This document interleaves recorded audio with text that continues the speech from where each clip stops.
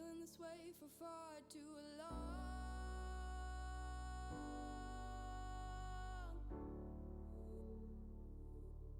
And now you're gone.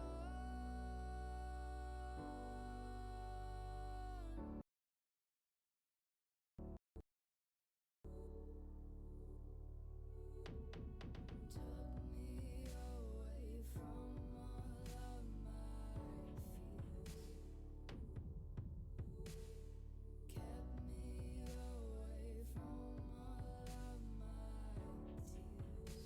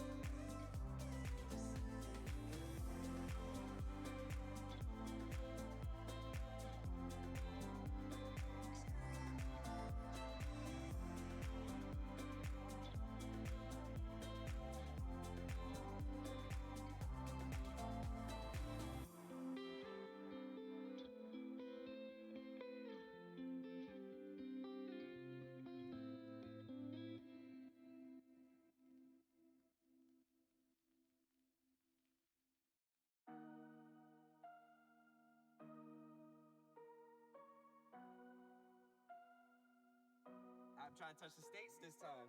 2021. Gotta show him I can still rap though. Now I'm in the game, I was on the bench. First I was renting, now I'm collecting rent. First it with the Beamer, now I want the Benz. Spending all the back like here I go again. Outside says chirp, now the camera phone. Told you I'ma keep the channels on. Why you acting different when the camera's on? Why you acting different like your paper long? 8 day wake up and I thank God. Bad decision got you wishing you could say nah. My city gritty, you could get hit any day now. On my mama, I'ma move my family way out. With some 20s, 50s, hundreds, thousands, millions, billions, trillions, zillions. I'm talking Amazon money, talking so much money I could mess around and buy Amazon. I been winning, I'm like, why me? I heard these labels wanna buy me. I don't need you, boo, I style me. I roll G's and they grind me. Now I'm on my game, nothing is the same. Who am I to blame? Money made me change. Cardi in my ring when I'm switching lanes. Money in the carry on them Boeing planes. Money in the carry on them Boeing planes. Now I got $1 for all those rainy days. Ain't have a day off in like 80 days. I got hustles in like 80 ways. Kids if he won't take a lazy day. Wifey on me told me take a break. I keep going to the paper street. Then it's trips out to Montego Bay. If I take the job, bet I'll get it done. I said it before, I'm a one-on-one. I just caught some ones, only wearing ones. Fornicate the funds, money made me calm. Diamonds on your neck, bet they on your neck. You want that watch, you better rock a tech. You want that chain, you better cop a vest. You want the check, but can you make it stretch?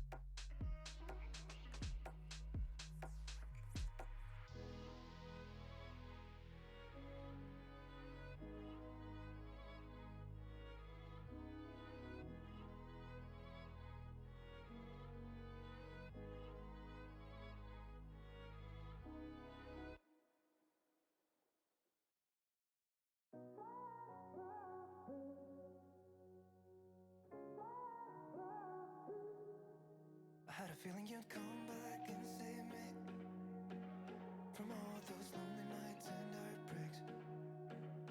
And I feel misplaced without you. Why don't we go back to, why don't we go back to, never wanted to end it like we did. I guess shit happens for a reason, but it's like something feels different from back then. Why don't we go back to, why don't we go back to, honestly I'm open wide.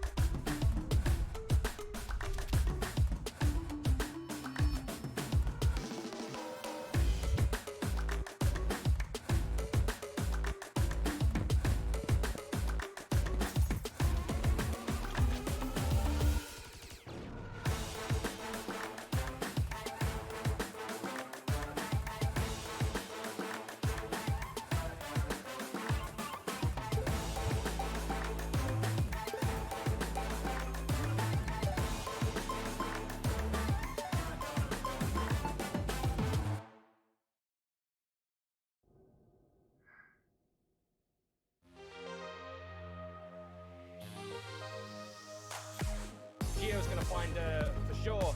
Reich's going to get the trade back onto Proctor. It's 3 versus 2 now. Luden's desperately trying to get onto that site, but no! Reich's going to shut it all down. Pull the pin on that nade. He's going to throw it out, but no! Proctor's going to take him out. Try swinging it and see if he can find anything, and he is going to swing, and he's going to find 2. Just looking the wrong way, right? Continues his rampage. Make it 4. Can he find the ace? He looks towards the door. Can he find the last 2? He looks to feel through it. He flicks, and it's an ace! All of those bullets, and the C4 is going to come out, and it's going to, well, clean up that round. When you know how aggressive Team 9 are playing. Save Tsunami, sorry, Brendan's life there for a second, and Brendan's going to find a second and a third, but no, Zippy's going to walk on in. This could be a throw here, DJ7 identifies with the player as Gypsy wins out that 1 versus 1, but no!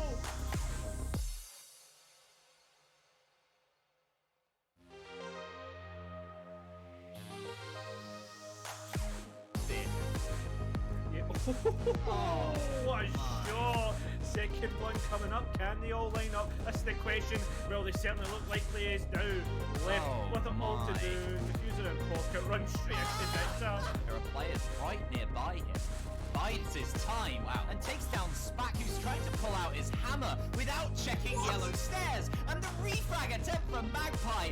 The red ping comes through. Korak is setting down the fuser, tries to launch over, and does manage to get the kill. Need to move that. They did a top pinch and a side pinch at the same time, and it just resulted in this shade.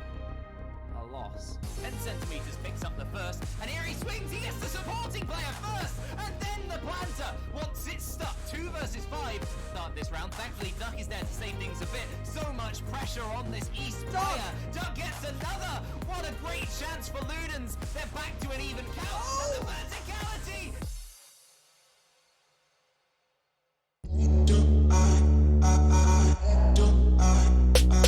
Have to fall back to site as quickly as possible. In the post plant though, this round has gone by in a flash. What a headshot onto Yukio, and connects with the second onto DJ7. Quite the same level of performance as we saw from them yesterday. Oh, Weiwei though just gets away with bloody murder, taking out Spack, who's completely unaware of the threat. And a second for Weiwei player. This is falling apart for Deviant. Six are taking out Sandownos. It doesn't matter. Where are you, Yukio and Scipio? There you are. You're in his crosshairs. Spreading out those kills as well. Finding one. Bionk sends Magpie to Horny Jail. Now's the time to plant. His right is there as the active drone. This is perfect use of that utility. And now, with him dead, oh, the engagement comes through. So lit, both players. Let's see one player going towards Connector. He's not giving it out. What are you doing? Oh! What? Oh. There we go. Kills are in a 1 versus 1 somehow. Yukio now just duking out with one person. Can set it down under the cover of Scipio. Waiting, but Scipio loses his 1. It has to come up. DJ7 actually sticks to the plant, but he can't come up and protect it. Absolute BB. No, Koban won't. Why? Completely blind at this point. To try and mount some sort of event towards the site, but it's the Pog mat that ends it. The alibi situation is like, oh, it's one by one. But none of that matters, because 10 centimeter has completely put an end to this round instantly. What? Was that an instant ace? Did I read that right?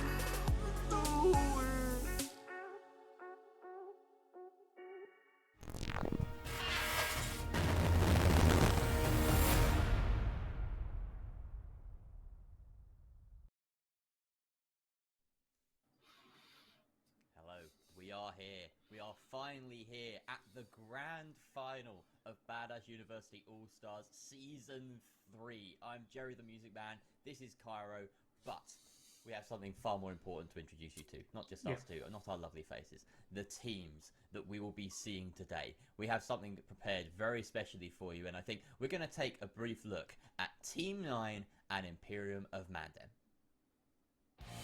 Welcome to the Duel Season 3 Grand Finals.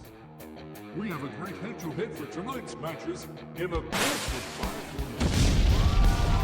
This would have been possible without the hard work of our production staff and some luck balance. No, can we get the cameras back? Can we do that thing again? Our teams are getting ready to get their chance to a piece of the £12,000 prize pool. Speaking of teams, here are your next information.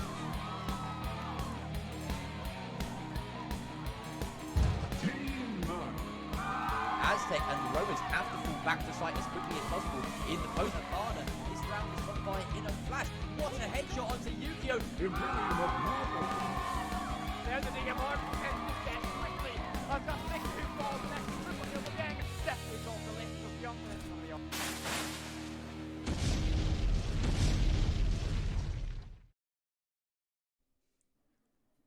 Whoa, fun just bringing the fire with that video editing. Thank you very much. Imperium of Mandem and Team 9, that is who we are seeing today in a full best of 5 to determine the victor of the entire season. Cairo, how are you feeling? Especially after watching that. I'm super pumped. Yeah. I don't know about you. I think the only thing we're missing from this to pump us up is like a little bit of Thunderstruck, maybe get some back in black. I mean, this matchup is like what we've all been waiting for. Like at the very start of the season, we were kind of trying to get a look at the landscape of the land, try and make a predictions, and well, finally we have it here. We've been through 5 days of playoffs, and now we're finally here. I genuinely cannot wait to see what this matchup holds. Yeah, and it was a wild route through the playoffs, but we'll have a look at that in a minute. For the time being, let's start by introducing the stars of today, our players, Imperium of Mandem and Team 9, and we'll get to see exactly who we are expecting on our screens later on. On Team 9 side, you've got Reich, Aztec, James, Ainoob, and Malu, and on Imperium of Mandem, Angelix, Scipio, Deathly, DJ7, and Benj. Benj, I mean, he's great, but I want to highlight the fact that we've got 4 Exeter representatives here, Exeter Uni here. James, Ainoob, Deathly, and DJ7 repping the Exeter boys. Like that's impressive, isn't it? Oh yeah, without a doubt. Obviously shows the quality within Exeter, but well, Jerry, we need to talk about the quality within the two teams, and well, straight away, we need to talk about 2 folk that you'll probably be familiar with that were in UCAN 2. It's Angelix and Reich. These 2 players have been popping off all season, and well, I mean, when we start talking about it, Reich and Angelix are almost like the talismans. We see Reich, I mean, he's been really popping off, carrying, I wouldn't say carrying, but really leading the line for Team 9. And well, on Imperium of Mandem, when Angelix isn't playing for them, what we tend to see is maybe a little bit dip in form, not as strong as what we usually expect them to be. So those 2 players are the ones that I'm pointing out for this matchup.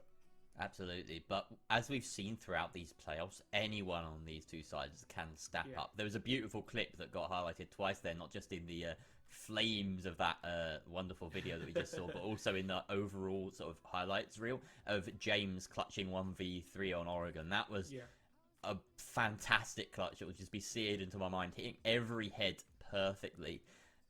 But yeah, like everyone stepped up. Like you say, Reich, Angelix, they're usually the kind of talismans for these sides. Reich, I'm pretty certain he's had multiple aces throughout the playoffs and the regular season. I feel like I'm very used to seeing Reich ace on my screen at this point. But let's start to bring it back and think about exactly what the stakes are right now, because of course it wouldn't be a Brawl Finals without some sort of prize at the end. And today, just to remind you all, the teams are playing for £750 and 5 HyperX Cloud 2 wireless headsets. So a lovely bit of tech to go with your money as well. But second place team gets £450 as well. So both teams, by reaching this grand final, have guaranteed that. So this is a kind of a £350 game. Oh no, I can't do maths. £300 game. Live maths, not my forte, as has been established in the past. But yes, still an important accolade to have under your belt, as well as this league is really starting to kind of cement itself in the uni scene in the UK 9. Yeah, exactly. And well, all teams are pretty close, but Jerry, we really need to talk about the quality of the 2 teams and what kind of season they've been having. And well, I've taken a few notes and I'll just kind of read them out for you and give you a little bit of an example of, well, what type of form I've been up to. Well, IOM, they finished second. We've all seen it. I think they won around about 5 games, won 1 in overtime and lost 3. That's a pretty good going. But then we look over towards, I believe, Team 9. And when we're talking about here, 1-6, lost 1 in overtime and lost 2. That's fairly good going. They're only 2 points ahead of IOM. But well, Jerry, Team 9 have not dropped a map to IOM in the 3 times that they have met in server. I say 3 times. 3 times in a specific map. That's really good going. Yeah, it's also worth mentioning as well the final map that they played against them in the best of 3 that sealed 9 their spot here was that 7-0, and that's one sort of way of stating your intent for sure. In fact, after that, Imperial Mandem then proceeded to lose another map, 7-0, in the lower bracket against the Deviants, the Combat Wombats. So it was, looking pretty rough for them. And that 2-1 that they managed to turn it around on Friday evening was the only 2-1 that we saw in the entire playoff bracket. It was not just a comeback from the depths of hell. 2 7-0s back-to-back is really a horrible state to be in. But they won map 2 7-5 on Chalet, and then they absolutely flattened Wombats on Oregon at 7-1. So, like, this is an Imperium of Mandem reborn, if you ask me. And that's something that Team 9 should be scared about. Yeah, without a doubt. And, well, maybe something to keep Team 9 sleeping safely at night is the fact that in regulation, Team 9 have not lost a map since, let me just bring out the stat, since July 13th. Yeah, Since they had that rough period at the very start of the season. We were like, oh, maybe they're write-offs, but no, they took time to gel, and now they are rock solid. So yeah, nine a really solid side. Yeah, I think we're just about to get ready into lobby, but Jerry, we've not really introduced the map bands yet, and we really need to get them up so we can see exactly where we are going. They're coming up right now, and well, straight away, Consulate in Oregon. These are really interesting picks, and something that we need to point out, Oregon, the last time Team 9 and IOM faced, it went 8-7 in favour of Team 9.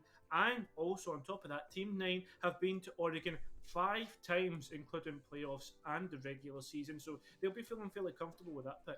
Yeah, they have a lot to do with the fact that Oregon is the most played map in the league. And it got picked a lot in the best of ones, but sort of about the same as everything else when it came to the best of threes in the playoffs. We have our first bans, and our only bans, of course, in the best of 5 format. Clubhouse and Coastline going to be going out. Interesting ones, those. Obviously, your only real opportunity to remove something that either your team is comfortable or uncomfortable on, or to target ban your opponent. And it looks as though from these, it's more of a comfort approach, because I don't recall much IOM on Clubhouse.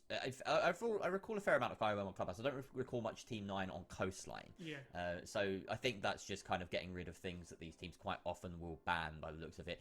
Villa and Chalet, the third and fourth maps respectively, and then Cafe will be our decider should we need to go there. But of course, it being a best of 5, it could be over in 3. We may be done by the time we reach Villa or Chalet.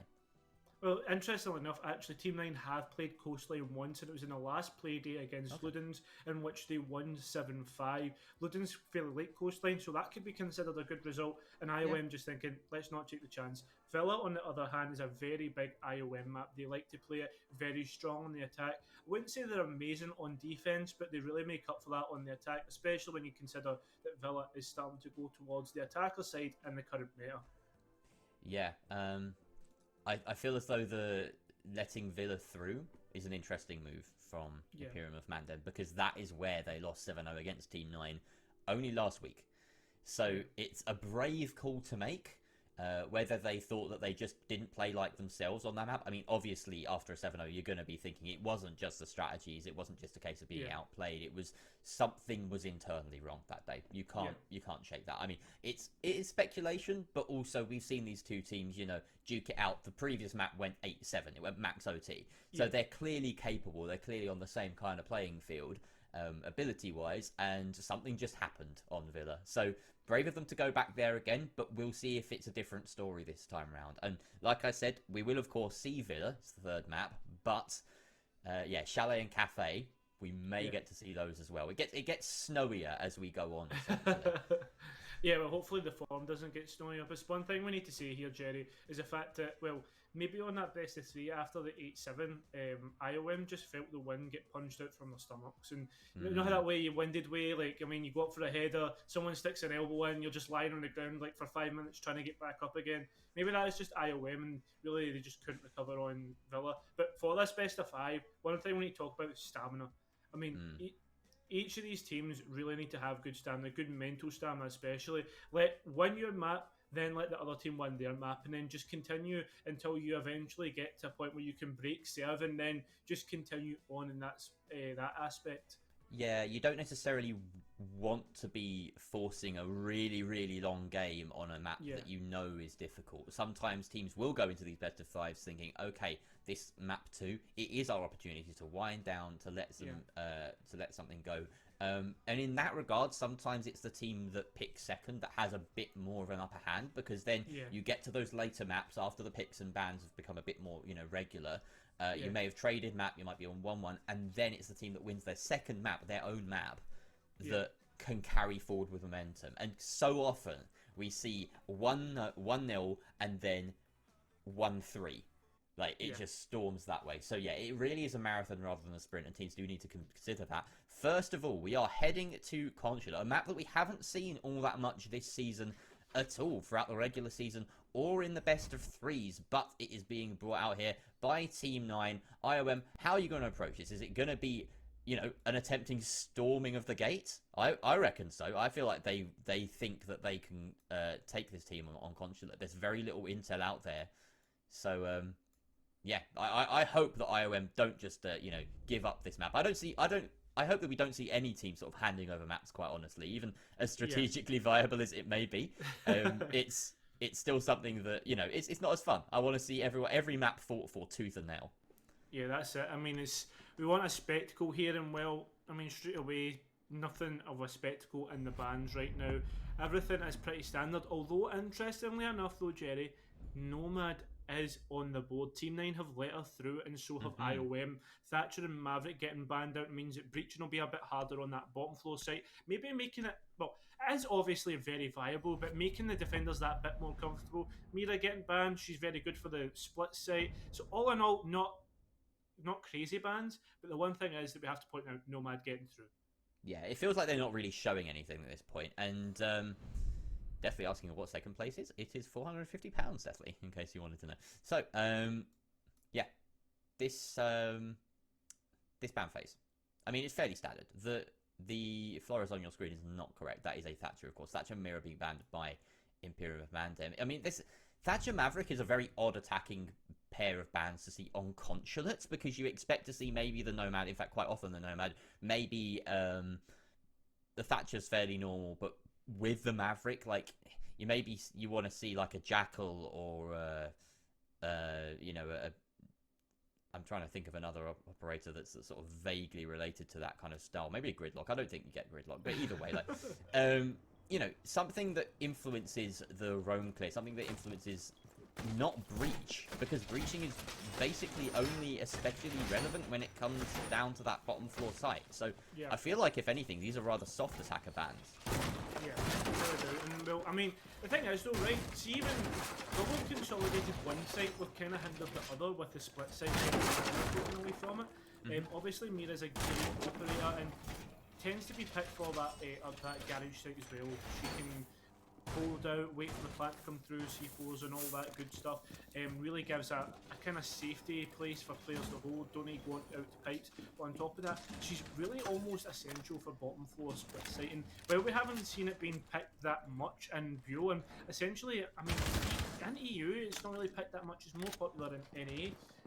I'd definitely say it is an interesting ban to say the least. But well, Jerry, it seems as if Team 9 are going to go for the Empire strategy, and well, I guess every strategy that ever starts in Consular always has to start with a good admin take. Yeah, admin take, fairly standard, and we can expect to see maybe some resistance being put up by IOM. It's a bit passive at the moment. You've got that Vigil down beneath, who of course can activate his scanner and cause a little bit of delay when it comes to the drone clearing on this top floor, but it looks as though Team 9 are well ahead of schedule, and they are swiftly taking control of that eastern portion of the map. A couple of drones being shot out on their approach, but nothing too bad. Scipio still lurking, maybe hunting for the opportunity to go for a run out, but he does spot a drone holding him at bay. There's no C4 in action beneath admin. You do have DJ7 on the mute with a C4, but you'd expect that that may be leveraged in the late round to try and deny a plant. That being said, playing to lose ground and playing to expect a plant playing through the retake can sometimes be a bit of a negative mindset coming into this sort of game, where, especially when you have players like Cute Machine, players like Scipio, players like Definitely, who can quite often just take control of the round. But it's actually going to be a James nade that finds Deathly early on and puts a stamp on Team 9's authority for this first round. Yeah, and like, not only that though, Jerry, look at the position of Team 9 and all their players. It's actually really, really good. You've got one player on the run-out balcony that can essentially shut down everybody inside of Projector, DG7 obviously being that player. And also, the team is almost getting control of Soda. That's another key position that you need to kind of clear out with that kill of Deathly. I believe James is the one that's going to be actually going to repel of Spiral, maybe trying to shut down anybody returning to site.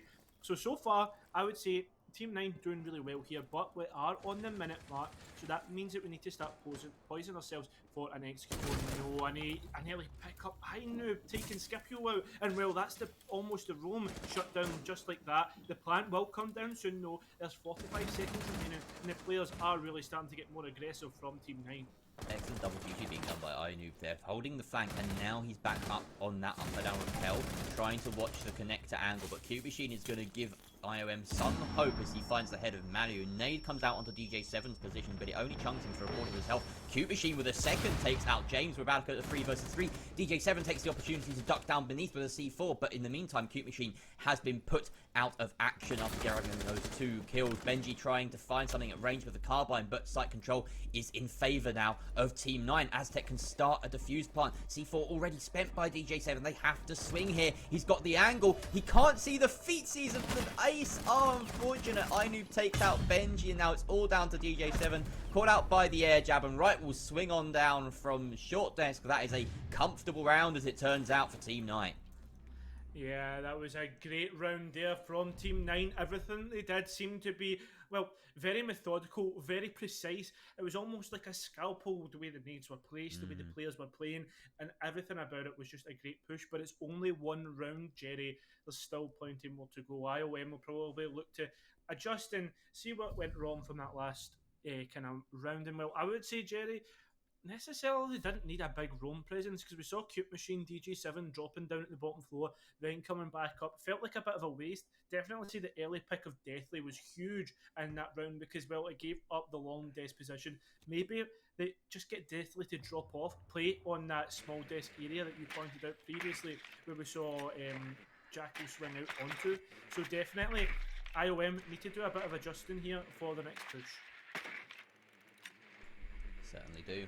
Got ourselves now, of course, well into the action. 1-0, Team 9 ahead. This is, you know what, we didn't make predictions before we started, did we, Kyra? We should maybe make our predictions right now before we get well into it, because otherwise we're a bit biased. So I know it's 1-0 up for Team 9, but my gut feeling is that they have this best of 5. I feel like they've shown complete dominance and, more than anything, kind of consistency over the season, whereas IOM, they've been almost as good, just like so close to stepping to Team 9's level for the most part, but occasionally just completely falter. And I feel like in this sort of scenario, you can't afford to be giving away the odd map. You can't afford to shut down for a whole map and, you know, lose 7-0. So that's my thought. Right now, I mean, yeah, far too early to say exactly which variety of IOM has turned up, but do you have, are you with me on this, or do you think IOM have a good shot? I think just for entertainment purposes, I'm going to go against you. But that's not the only reason why I'm going against you. One, Whippet's not here, so I'm going to represent him in this choice. And on top of that, I'd also like to say that IOM seem to warm up with time. It seems as if, I don't know if they do like warm-up scrims or whatnot, but it seems as if like on the first map, they just seem to not be up to. Saying that though, they did take it to Team 9 on Oregon 8-7, but I think we could either see, maybe like after this map, IOM start to really light up the scoreboard, but again, more time to see what happens here. Scipio's still downstairs in the Visa area after being spotted out by the camera.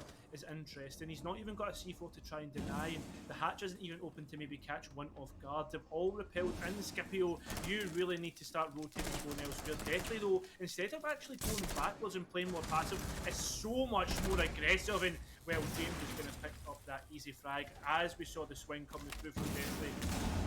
First frag going to 9 again. And first frag going to James again against Deathly. That's the same trade exactly. Well, not trade, but opening frag. So, yeah, something needs to change. They are going for the same site again as well, same style, but obviously Deathly's You know, over-aggression just not working for him, unfortunately. There's something about the game plan that Nine are just countering completely here. DJ7 once again in this position. Surely they'll be expecting this. And I think IOM are in danger of being a bit telegraphed here. But Benji does hold on to the Visa door, or top of Visa Stairs door rather, very successfully there, finding that kill. And a second onto James. Carbine finally working for this guy. He grabs his first 2 kills of the day, and he's turned this round for his team. Team 9 now have 3 versus 4 in their hands. They don't necessarily have all the control they want, and with 30 seconds left, Cairo, they need to empty out the site before they can even think about getting a plant down. Yeah, there's still a lot to do here. It seems like the Blues are trying to rotate Cute Machine with the run out, but that could give away the round here, Jerry. Because that goes 3 each, and well, Scipio, he's got other answers for that. No, can't pick up Aztec. It's all up to DJ7 and Benji, and DJ7 picks that one up, brings out the shotgun. Can he equal the round count? Yes, he can. IOM, they take round 2 after, well, an emphatic answer back.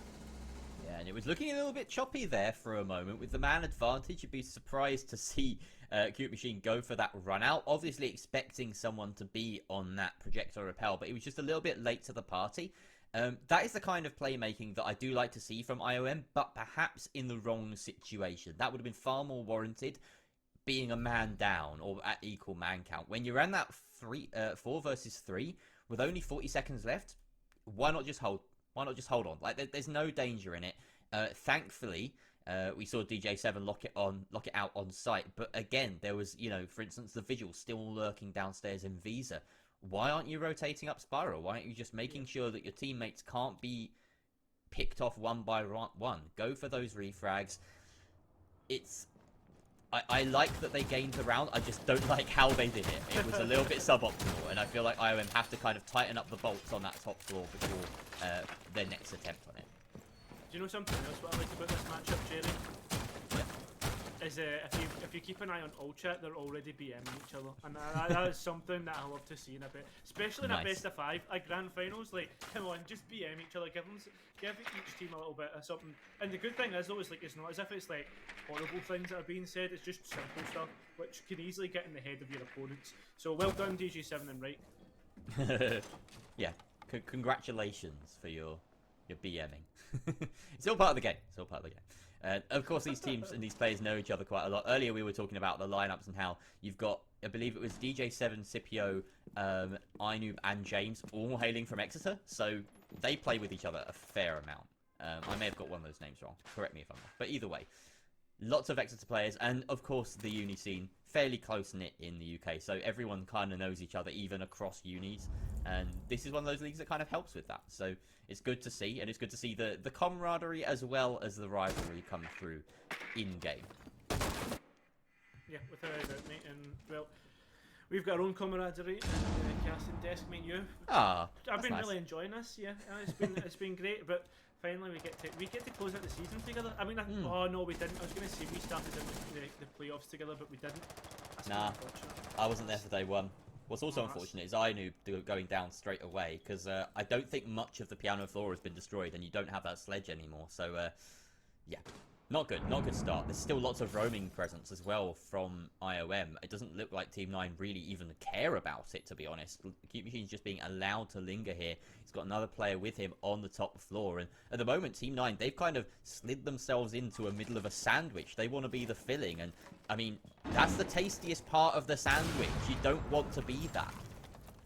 Yeah, that's it. And well, I mean, the first breach is going through. We're a minute 30, and maybe they could use a wee bit of Rotero drones upstairs to open up the floor and just be impromptu soft destruction. Oh, look at this. James has picked up one Aztec with the second, and it's 4 versus 3. But Jerry, the roam.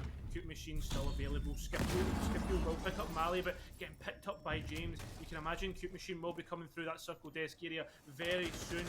We need to see if they can pick up that kill. It is 3 versus 2, but it's Benji to hold down the site. Oh, Cute Machine trading with James, but going to drop down.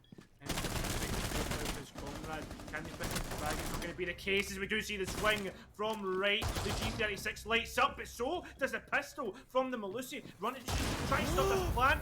Oh no, the Goyle shield, but won't stop the plant. Now all up to James and Cute versus 1, 35 seconds to go.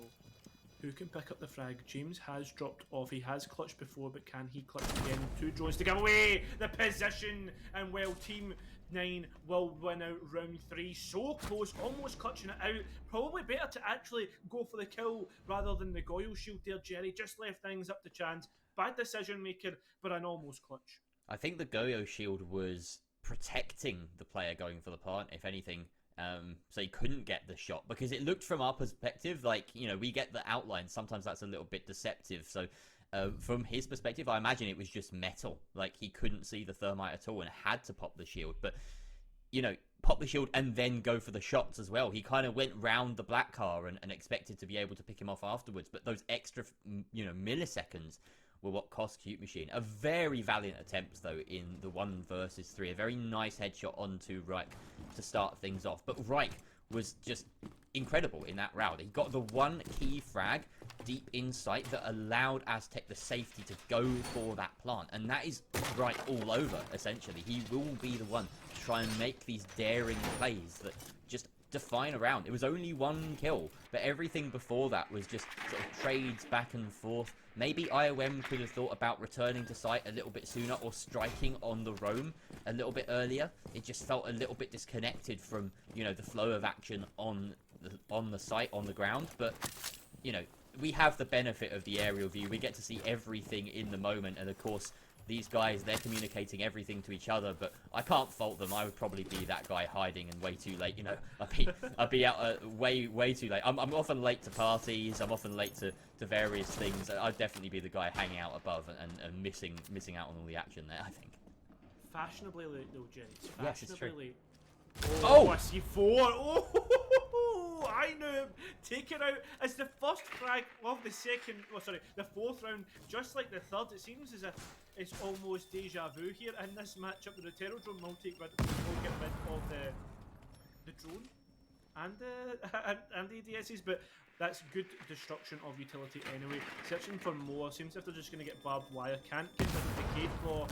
Well, I think they're actually Cade tricking there. Just as I say that, the 2 Cade Claws do get destroyed.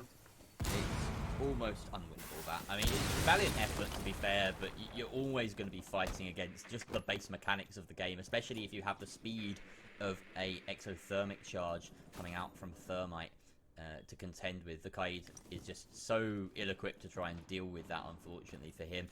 And yeah, it does make me wonder, do IOM try this site again at some point soon without all of this breach denial? Because it just feels like somewhat wasted utility. They're not getting the most out of it. Thankfully, though, for the side of 9, they have made that swift entry that they made before DJ7 on hand to stop right in his tracks as he tries to go for yet another aggressive push. But we're already in sight with 1 minute 30 elapsed. And the attackers, while they do have that man disadvantage, they are in a position where they can try and stick this plant. Aztec going right on the bomb, but he's shot out by Benji. And now Cute Machine on the run out finds Malu all up to James. He finds DJ7, but he's right in the thick of it, surrounded by bodies. And Benji with a triple on the round. This Jaeger just shut down everything that came his way. And a fantastic round. Once again, we go back and forth in this matchup, tying us back up 2-2.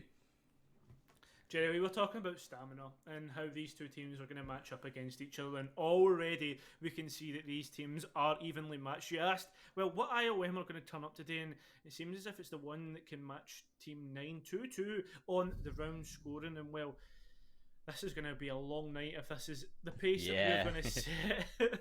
Console office and meeting is where we're going to head back to, and I mean, why not try something new? Why not try go to press room and we'll just change things up, try and maybe unsettle Team 9, but well, on consulate, it's probably better just to stick with the safe sites, especially if you give attackers any advantage, they'll happily take it. I mean, any attackers would take an advantage, any team would take an advantage, but especially Team 9 with the qualities that they have.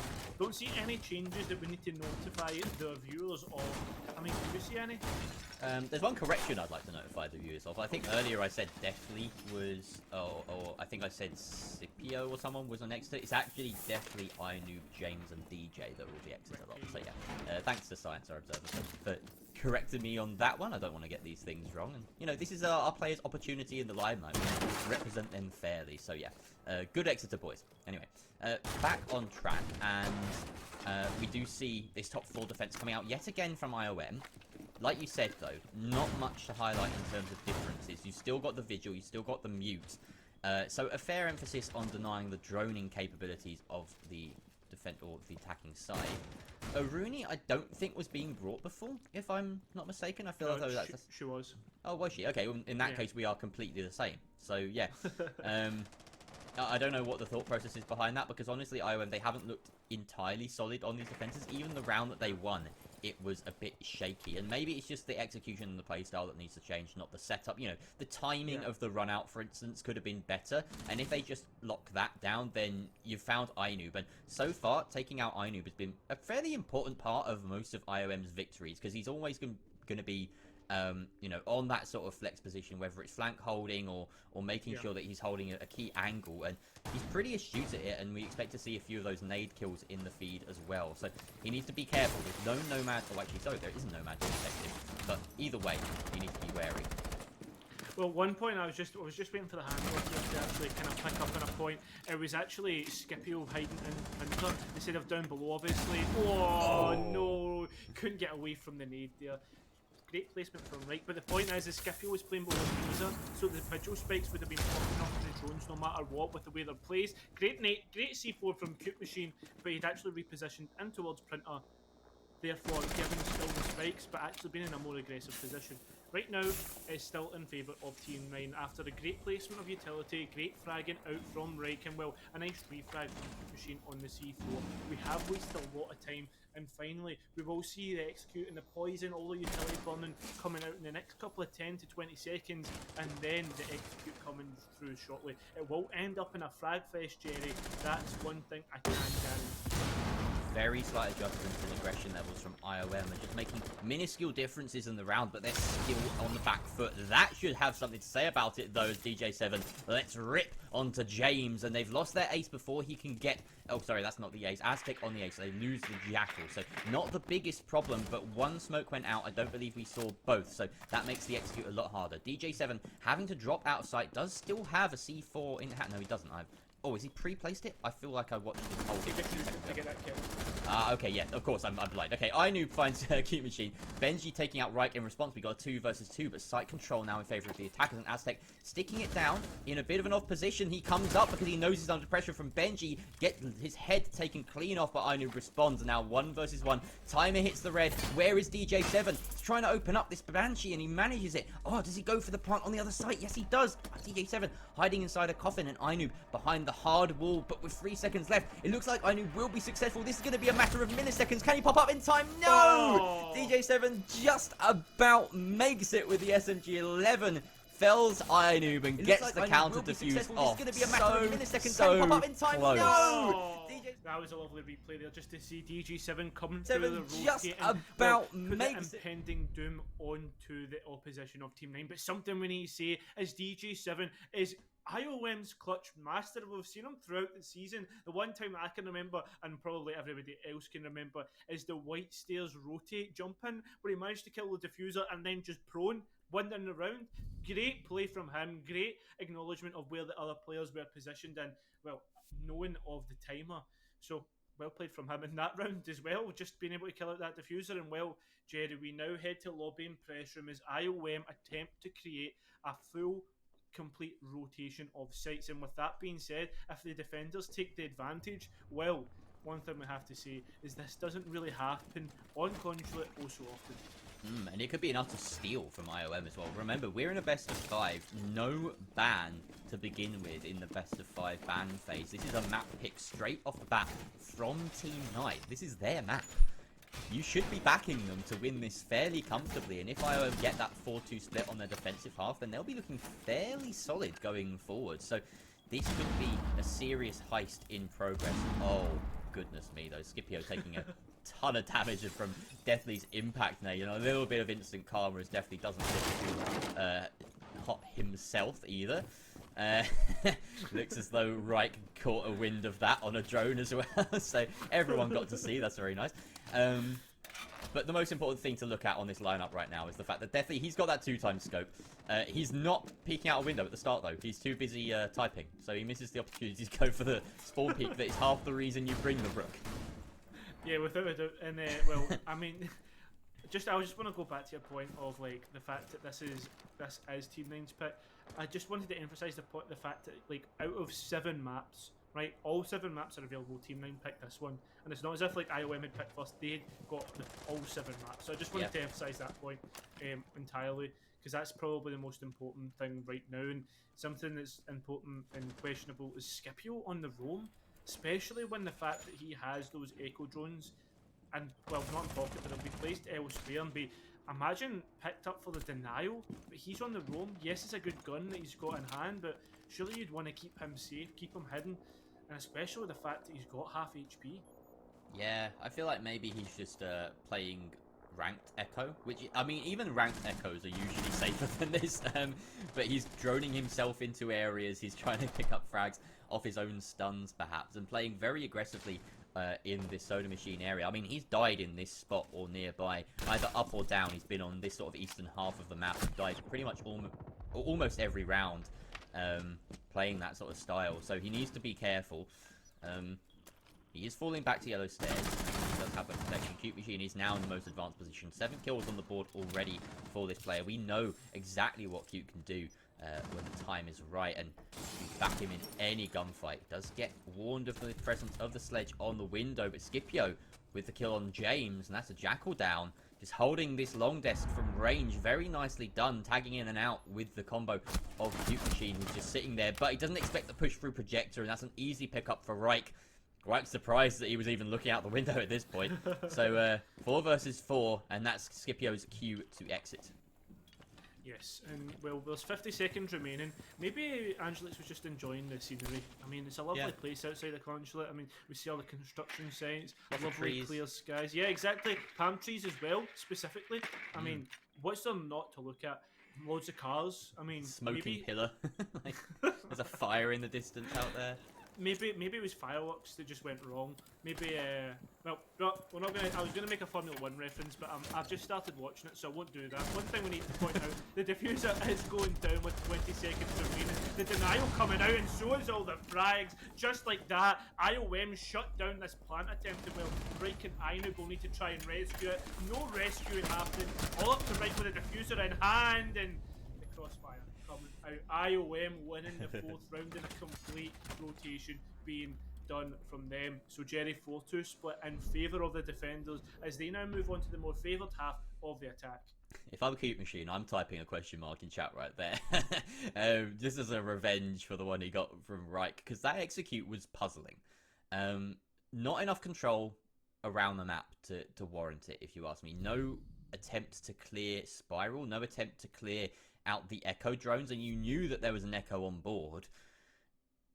It didn't seem like there was enough cover either. They were kind of just holding angles into antechamber for the most part, but no smoke, nothing to really distract the defenders from the execute that was coming down. It was just a little bit too early as well. There was plenty of time left on the board to try and make a bit more use of it, to try and make sure that you picked up somebody, to claim some more ground, throttle the defenders. Even just sending someone into Zulu last minute could have had an impact to make sure that there's not as free a kind of control. I believe it was from James. No, not James. Whoever was playing the Rook, obviously, we switched sides now.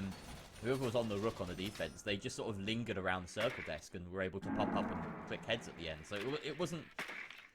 It was a little underwhelming from Team 9, quite honestly. Yeah, and IOM, I mean, they deserve their 4 rounds right now. Because I don't think Team 9 are playing at their best at the moment. Yeah, I actually agree. Oh, right, okay. Well, Jerry, one thing that we need to say is maybe the fact that Reich just hasn't activated the Reich bonus 1. I mean, every time Reich just seems to activate, next thing you know, Team 9 just go... Everyone just seems to get a boost off it. Aztec, like the full lot. I mean, we haven't really seen Aztec pop off that much either. He's Team 5. It's quite out of character for him. He's a pretty good player here, Jerry, and well, with that being said, maybe that's what's hindering Team 9, but I mean, the rest of the players they're fragging out. Look at James, he's on 6, Ainub on 5. Maybe Mali not helping out either. Being on 6 is what's the problem for them, but Well, we'll need to see later in the round. Sometimes pointing fingers helps, sometimes it doesn't. It's something that the Yeah. team needs to decide, you know, is it a particular player lacking and not picking up the slack at the moment, or is it just a little bit of cohesion that's not working out for them? They need to make sure, of course, that they're in a good mindset for this best of 5, because they are, of course, only 2 rounds down, and maybe going into this defensive half, they feel a lot more solid on conscious of their map pick. Maybe they just know that the setups will work for them. Looks like they're going very heavy on the drone denial, but that being said, lots of drones coming through successfully for IOM, and they've cleared already short desk and have almost control of pretty much every buffer room you need to go for this site. So the only difference being between these two sides, T9 look very happy to sit back on the side. They don't really care about trying to hold on to admin. We saw so often Deathly and Scipio extend into those positions and die very early on, but it doesn't seem to matter that they're playing from really far back, because the nails will sail in one after the other. Scipio collecting up on his down, and that is James already gone. Those rook plates don't offer enough protection from a second follow-up nade. Reich will claim the life of DJ though through the fire and smoke, and a second for Reich with the pistol reclaiming the site. A third as he's just taken projector under his control. Identifies Benji. Cute Machine trying to find a nade from beneath. The diffuser is cold in the rotate. Last ditch saloon for this Sledge as he's in the 1v4. Sends out a nade. No one at the other end of it. Completely blind. They may have some drones out, but he's being shot from left, right, and center. It's only a matter of time, really, before this round comes to an end. But we say that as it looks as though the players on Team 9 are just offering themselves up to him. He gets a freebie. Still 3 full defenders, though, and they have the opportunity now to reset. They hear the proxy alarm. They know he's coming. Doesn't matter, because Aztec will just walk straight into his waiting arms. A 2 versus 1 now, and this is certainly winnable for Cute Machine. He has the diffuser straight ahead of him. 20 seconds left, Cairo. 1 player to his right, 1 player ahead. How does he handle this? Will he get through? Like you see, there's still plenty of time, but just like that, just as you hand off, the Jerry curse, oh sorry, the Cairo curse I should say, comes through, and IOM, they win that round. Oh sorry, what am I talking about? Absolute nonsense. Team 9, they win that one out. IOM maybe throwing a little bit, taking a step forward, and well, I guess 5 steps back, as all 5 players did drop into the dirt. IOM have let Team 9 just take a step towards them though, as we do head to cafeteria and garage. Something that needs to be said is for the fact that, I mean, Maverick and Thatcher is now off the board, it has to be either Rotero drones or Akali to kind of, if they want to be direct in their utility clear. If not, if they do want to go for the full extensive roam clear, in through admin, all the way through the top floor, in towards piano, making sure that they don't drop any players in the process, as well as managing time. I mean, it could be a tough task to do that, and that's the lineup that they've kind of chosen. Maybe the nades will do some good, but I mean, how you're going to have to then bomb all the ADSs. Questionable for me, especially when Flores is on the board. I definitely think it could be a mistake. Even with these bans, and of course just a reminder that Flores ban at the top is not what's in play, it's a Thatcher ban instead. So even with these bans, it's a tough one to justify so much reach denial on that wall. You banned out the Maverick, you banned out the Thatcher, sure, but it's so easy to clear the utility that denies it from above, and that's quite often step 1 for any sort of attack that comes this way. Such a heavy investment in this wall means that it has to pay off for Team 9 if they want to win this round. We see James sneaking his electric claw just underneath those slats, opening up a little hole to try and hold it in so that it's very difficult to clear from, say, the yellow stairs position if anyone wants to walk down there.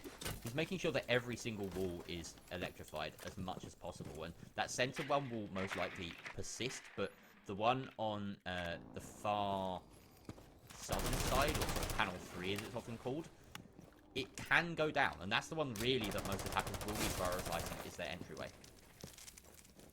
Yeah, well, Deathly's just ran in without any contention, and there we go, just like that. I mean, oh, he could pick up the ADSs, Deathly. It makes it so much easier. Inook, though, is going to be trying to pick up this kill. He obviously knows there's players near. He's hearing the information of him. Oh, in the form of Sim picks up a kill and a drone. Jerry, that is catastrophic.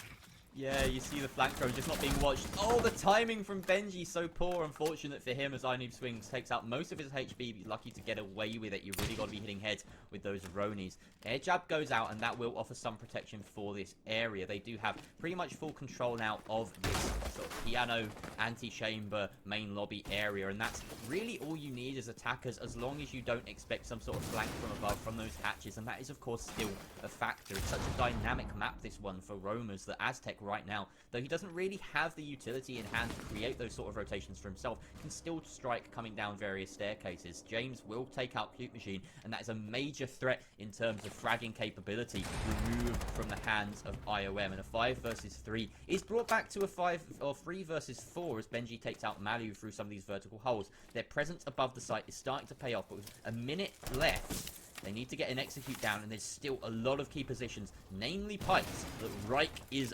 standing tall on, reactivating these Syria gates from, that need to be dealt with. It's such a key position, and well, there's also other players on towards, I guess, kitchen. You can just see the gun but can't pick up the frag. Also one on the rotate, and I don't know if you just caught it, Jerry, but there was also one moving up. I believe it was Banana's stairs. I'm not too sure if they did commit to the move upstairs. DJ7 does get taken out after the plant attempt. Aztec and Right really shutting them down. The question marks come out in chat as a questionable execute attempt. Benji taking a whole lot of damage. He'll be playing a little bit more passive, trying to reload, and well, I said he was up on towards the spiral stairs. It was actually moved upstairs and well, went for that flank to take out the Nomad after the air jab went off. Incredible. All in all, great round from 9. I love the fact that the air jab triggers once you hit the floor, so stuff like that is possible, and you can get away with that. The air jabs will not protect you from everything, but doesn't really make it. And as Reich says, that decision won't make it in UK. Some strong words coming out. I mean, it's fair to say that that was not the best of executes from IOM. Going for that plant on White Van without having cleared pipes, Reich was as free as a bird to just walk up those yellow stairs and get the peek off. There wasn't even anyone holding from the yellow stairs doorway outside. It was a very bare bones attempt, and really I think the only thing that IOM were hoping for was that 9 didn't notice. And you can't be doing that. Like, with 4 bodies up, someone is going to respond from the defenders. And now they've sealed themselves 2 defensive rounds in a row. This is the 9 that perhaps we were expecting to see when they bring us to Consulate in the first map of a best of 5. Yep. Well, everything's evened up, and but Jerry, well, let's be honest here. Right now, we're expecting for Team IOM to actually win this one out, because this is essentially the kind of statistically the most in their favour. Yeah, I'd say so. I mean, this round, okay. Yeah, sure. this site. Sorry.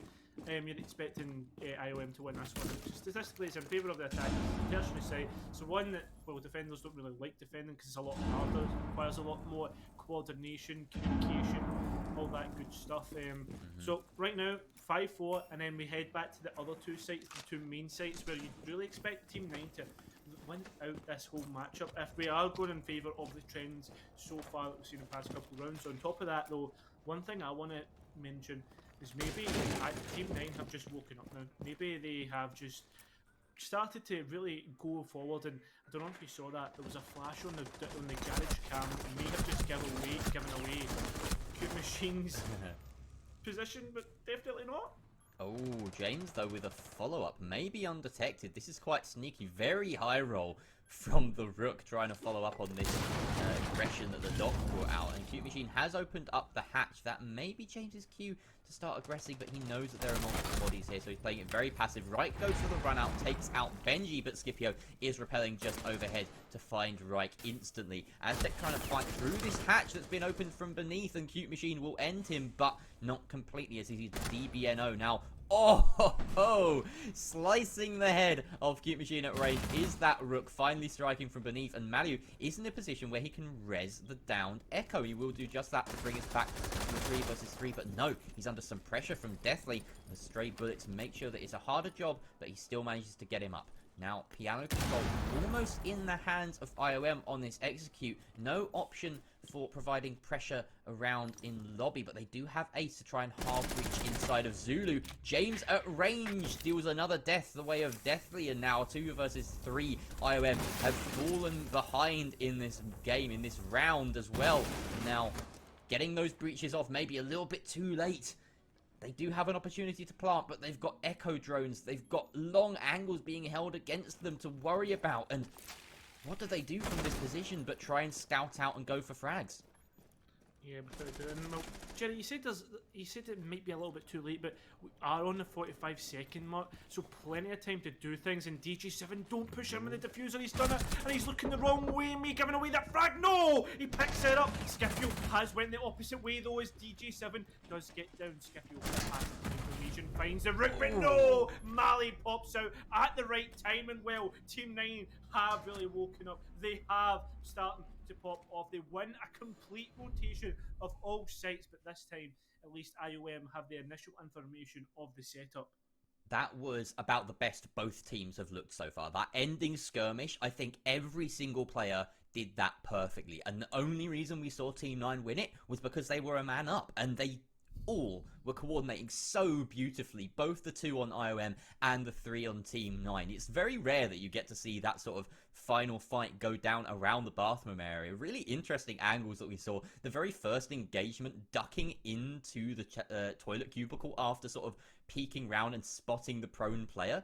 Excellent idea to go prone in that situation and to have that advantage, but then really nicely done with the hard cover to re-peek it and immediately get the headshot. Then the follow-up as well from the player coming into bathroom, very nicely done. And then it was the 1 versus 2, and I don't think that it could have been taken better by, I believe it was Deathly, or was it DJ7? One of the 2.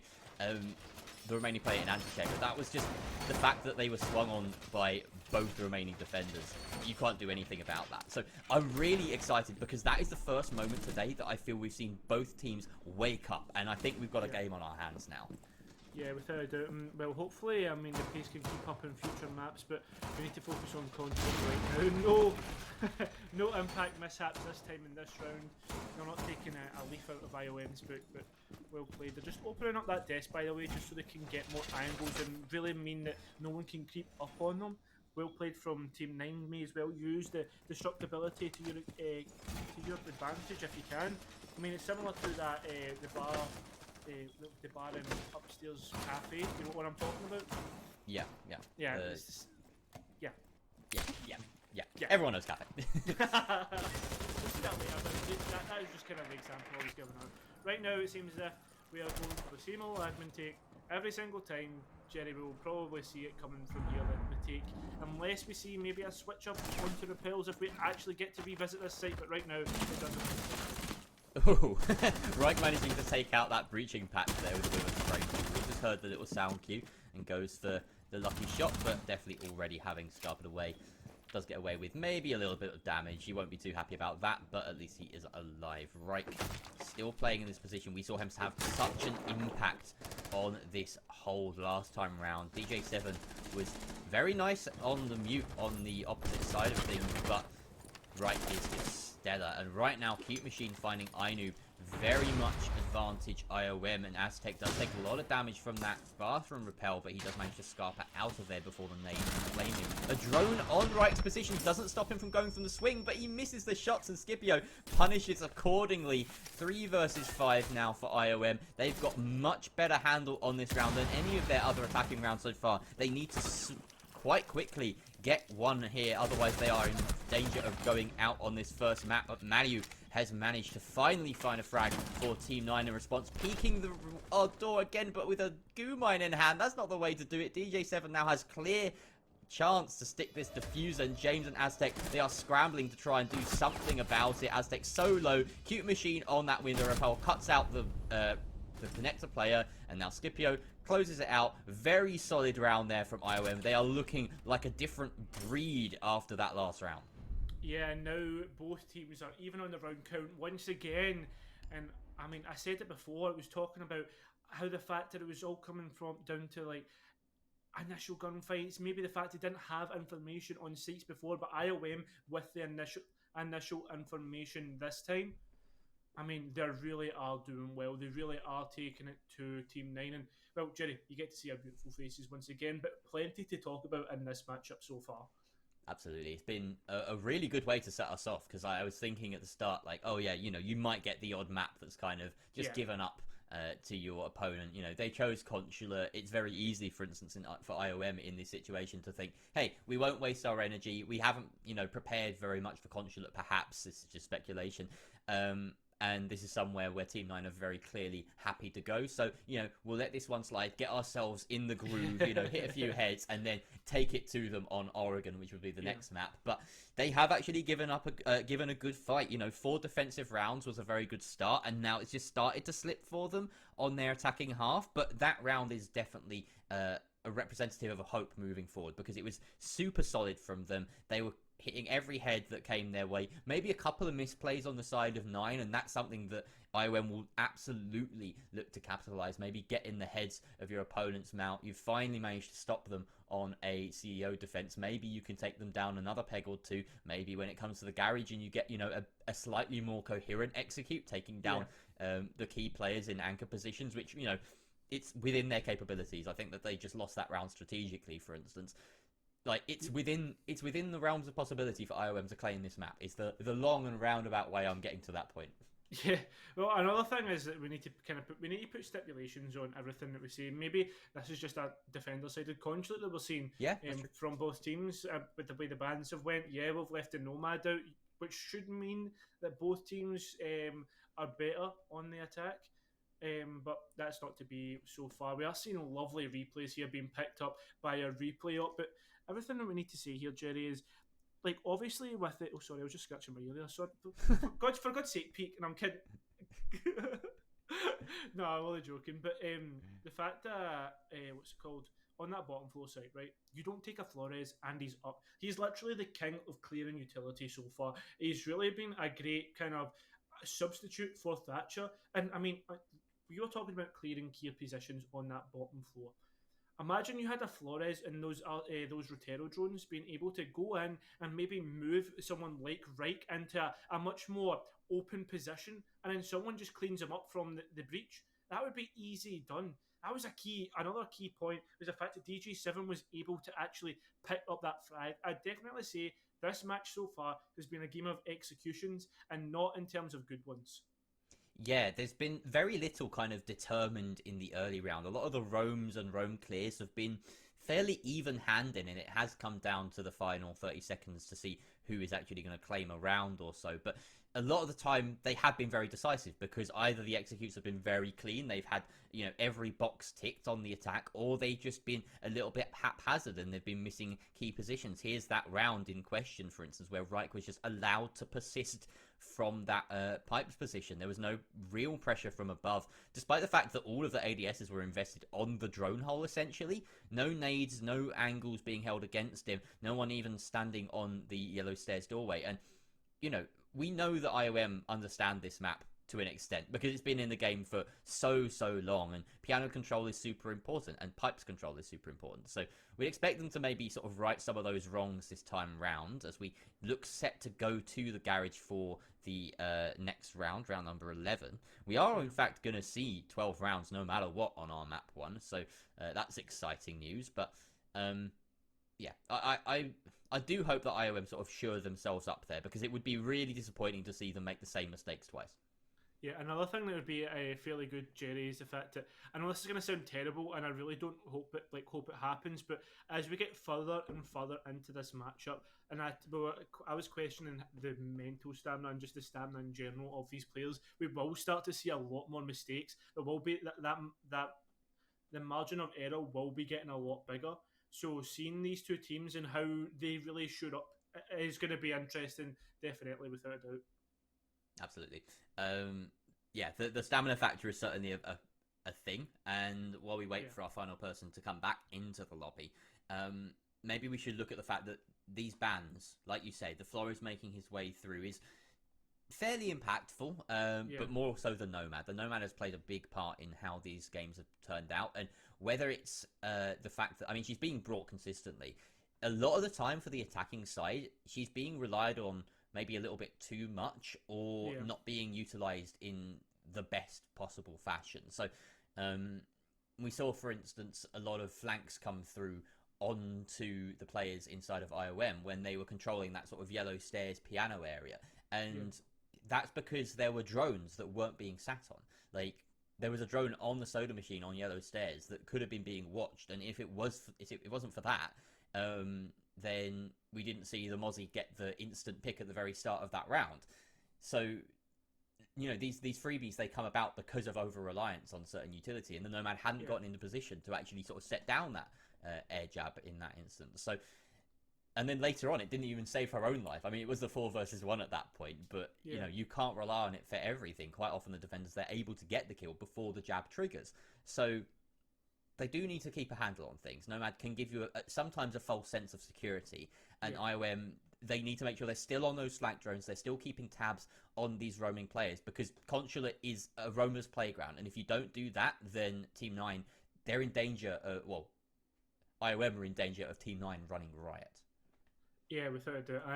Do you know something, Jerry? I know this is. I'm going to quickly sidetrack from everything that we're talking about, and we're doing great analysis. It is. I'm actually quite enjoying. Yes, it's to give ourselves a pat on the back for that analysis there. It's good feeling. Good feeling. One thing I want to point out: do you know Reich's Scottish, and he goes to like University of Stirling? I was like, wait, what? It totally threw me off. Like, I think that's what 4 or 5 good Scottish players that we've got. So I mean, like one of the best British players at the moment in the world is Scottish, right? Like, you can't argue. Like, Doki is just incredible, and then I suppose you can make the case for like Citizen as well. But yeah, like there's always good Scots when it comes to sports people. You know, I just wanted to point that out. I don't know why. It's just like Andy Murray. Andy Murray's the classic example, right? The best tennis player that Britain has ever produced, basically, and he's Scottish. So yeah, we don't give him enough credit, basically.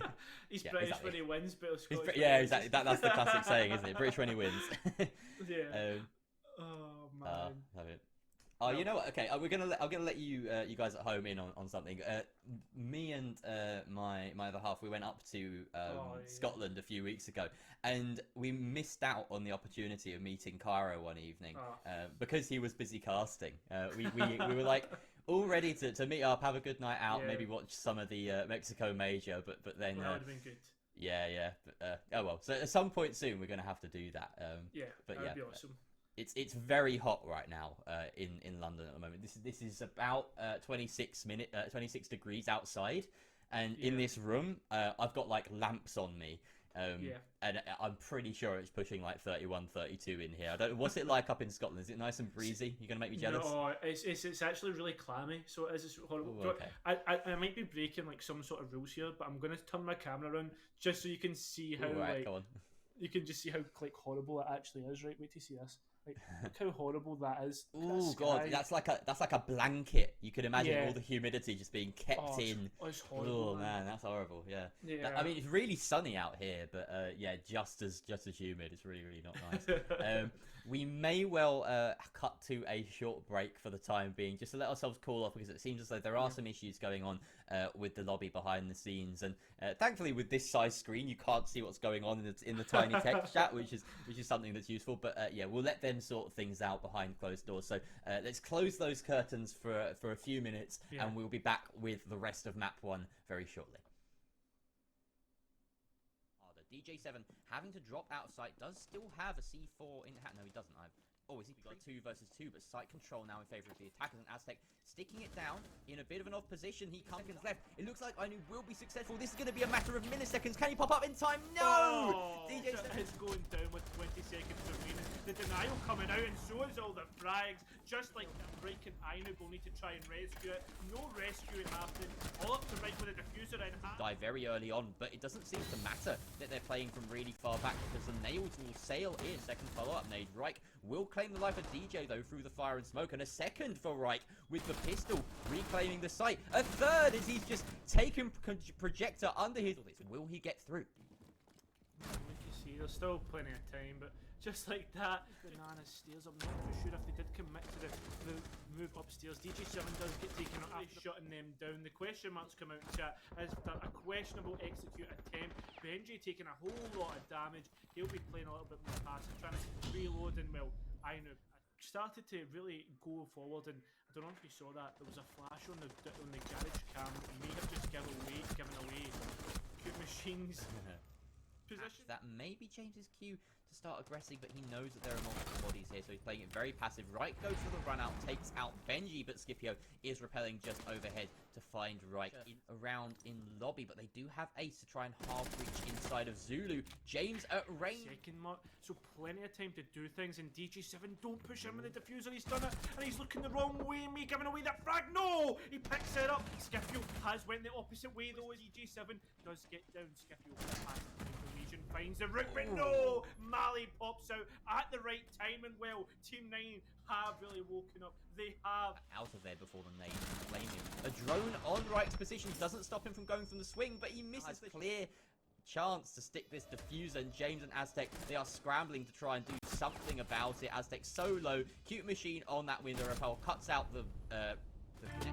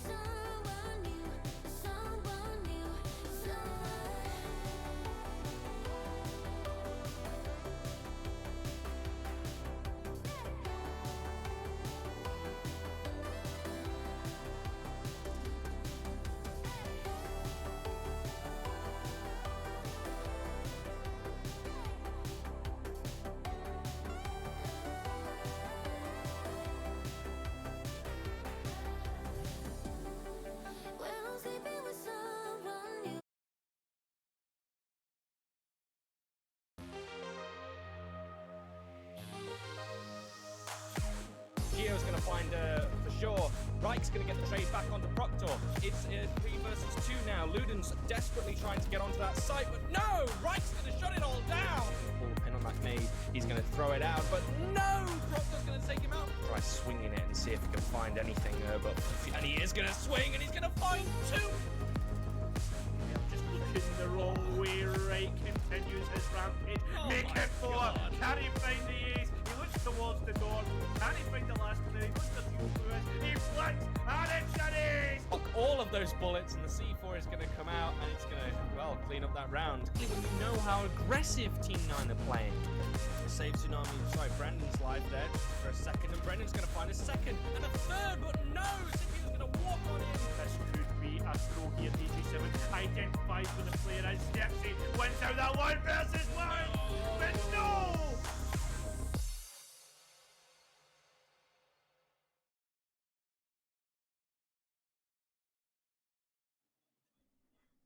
Hello and welcome back to this, well, best of 5 grand final. I'm joined by the lovely Jerick, the music man. I'm Cairo, and well, it's 5-5 between IOM and Team 9. Jerry, this matchup has just been an absolute banger so far. Yeah, couldn't agree more. There've been some incredible rounds. My favourite so far, I think I was mentioning it in that break. We got to see it a couple of times on the replay. The lobby defense, where we ended up with a 2 versus 3 skirmish on the bathroom, just so coordinated, so electric back and forth, and every single player playing their dang best. You couldn't fault any single one of them. But it was defensive side of Team 9 that came out on top in that round. Since then, we have seen a attacking victory so far. The first attacking victory for IOM, tying us back up at a 5-5 scoreline. And now, finally, we are back and ready to go in with 2 more rounds of regulation. We're going to be starting with the garage defense for Team 9. They want 2 in a row here. They want to see it out before the possibility of overtime. Of course, it being a best of 5, you want to avoid those overtimes as much as possible, because this is a marathon and not a sprint. You can't say it enough times. We probably can say it enough times. I don't know at what point it starts being annoying, but I'm going to keep saying it. So, get annoyed, scrubs. You're here to watch us, not the teams. Exactly. This is the price you pay for wanting to watch these games. Is you have to deal with us. Wait, hang on. Mute exists. Yeah, I was just about to say. Okay, let's not overplay our hands here, Cairo. Yeah, without a doubt. Sorry, guys. We love you. You guys are the best. Follow us for free follow backs. If you're not listening, you don't get to hear us shout you guys out from chat. Yeah, I'm doing shout outs now. We're also giving away subs, by the way, as well. Are we? Yeah, but you have to be from a specific country to be involved. Shout out to Bum Whistle. Shout out to Bum Whistle, just because he's got a cool name. There we go. But to be involved in for a chance of winning a sub to the channel, you need to be from India. Scotland. So no, yeah. Oh, okay. I would say Scotland, but I know there's people from Scotland here, so you have to be from India. Oh, fair enough. All right. Well, CCV, if you're watching, you got yourself a free sub. All right. I do love CCV, man. I haven't seen him in a while. He's doing some good stuff. Do you know something? I've never worked with CCV. Oh, he's great. Such a brainy boy. Yeah. I've heard the stories about his stats. Yeah, he is the stat king. And he's a rap god at times as well. Really, really like him. Anyway, let's get back on track. Scipio the only one having taken damage, as we have already elapsed 1 minute of the round. And this is a garage attack. It looks like they're trying to tick every box here on the take. They have managed to clear piano. There is no resistance inside a bathroom, so this is full first floor control. That being said, look at the top left of your screen there. iNoob, the Mozzie, lurking on those yellow stairs, just waiting for his opportunity to pounce. But what is that? Deathly! With the nice shot in chat, maybe expecting the flank a bit too much, and iNoob is there to punish Deathly as well. Oh, it's all gone tits up for IOM. James sends a C4 to Scipio's feet, and now DJ7 and Cute Machine left in the 2 versus 5. How has this happened, Cairo? This has all went wrong, and well, maybe if you've been listening to my Valorant casting, it's maybe a bit peaked on. I've seen that. I like to see it often. Well, Cute Machine has, yeah, it was a nice shot. But right, can you maybe put a nice shot back in chat? But right now, so far, it's looking a bit out of hand. Especially with James getting that kill onto DG7. I will say this, Angelix has done crazy heroics before, but this may be just a bit out of hand. He's on less than 50 HP. At least he has 2 nades, but I mean, there's still so much HP on the other players. One shot is all it takes to the head to maybe pick up a kill, but well, he needs to find 3 of those and well, hope for a bit of luck. He's baiting back and forth, and Ed comes out. I'm not going to get too excited yet, Jerry, because I mean, anything can happen in Siege, but I just feel as if this is a bit out of hand. Yeah, it's going to be a difficult task for Cute Machine here. So, 20 seconds left. Didn't pick up anything from that spray, and Reich is the one to seal his fate. Pretty much written in the stars there after that early round blunder from IOM, and now Team 9, they are sitting on the edge of map 1 on their books. In this best of 5, just 1 round away. Yep, 1 round away, and I mean, they pick up their own map, especially after how IOM have been playing on this map. Maybe Team 9, maybe counting the lucky chickens that the IOM did actually end up slowing the pace. But I love that. Oh, you never heard that before? It's like counting the lucky stars and counting the chickens before they hatch. Like, it's both in one. Exactly. That's beautiful. It's like me and like Ebac were having fun, like, conflating idioms the other day, and that's a golden one. Another one is being confuddled. Oh, I do like that. Confuddled. I do like the word confuddled. We were saying things like a rolling stone is worth 2 in the bush and stuff like that. It made absolutely no sense, but yeah. Anyway. There was oh, sorry, I just want to say one more. There was a very famous case in Scotland where one of the football managers said a Portuguese saying, but it was in English. So it was something like, the caravan keeps rolling, but the dogs are barking. That was the translation. Oh, okay. I do like that one. Yeah, what does does it mean? I don't know. It was ripped apart in the press. Okay. I'm going to look that up. I need to find out what it means at some point soon. But right now, let's get back into things here, because we've got regulation time about to start. Setup finally done, and Aztec is peeking already. He wants to finally set this one to bed with an early pick, but the Doc, peeking from that window as a Doc, I mean, it's a great move, because you have the opportunity to res yourself should you go down to a body shot. But it doesn't collect anything. I mean, these... Has everyone got their armor? That's the important thing. Did everyone get their armor? I'm suddenly sidetracked by that. Hopefully everyone got their armor there. Otherwise that's BM. I quite like it. I don't think we can actually. You can't check. tell. No, there's no way of checking. That's kind of annoying. That's sad. There's literally nothing in the UI that tells us that. Unless we can get an instant replay of that moment and see if there's an armor pack inside. Which I think is maybe asking a little bit too much of our producer. Thank you very much, Pete, for doing so well so far. But, oh no! Team 9, they may have a really tough task as misfortune has struck and iNoob has been kicked from the server. They will have to deal without him for the rest of this round. A 4 versus 5 forced upon them. Absolutely huge though for IOM. They'll certainly be lucky that they got the initial frag there taken out at iNoob. Well, by no fault of their own. But right now, by the way, just to put a stipulation on, it was actually James's internet that caused the pause earlier. It wasn't iNoob, so that's a completely different issue for Team 9 at and the moment. main problem as well is that they've already used their timeout for that, so they cannot call him back in. They're just got to hope that he gets back in time for, well, overtime if it goes there.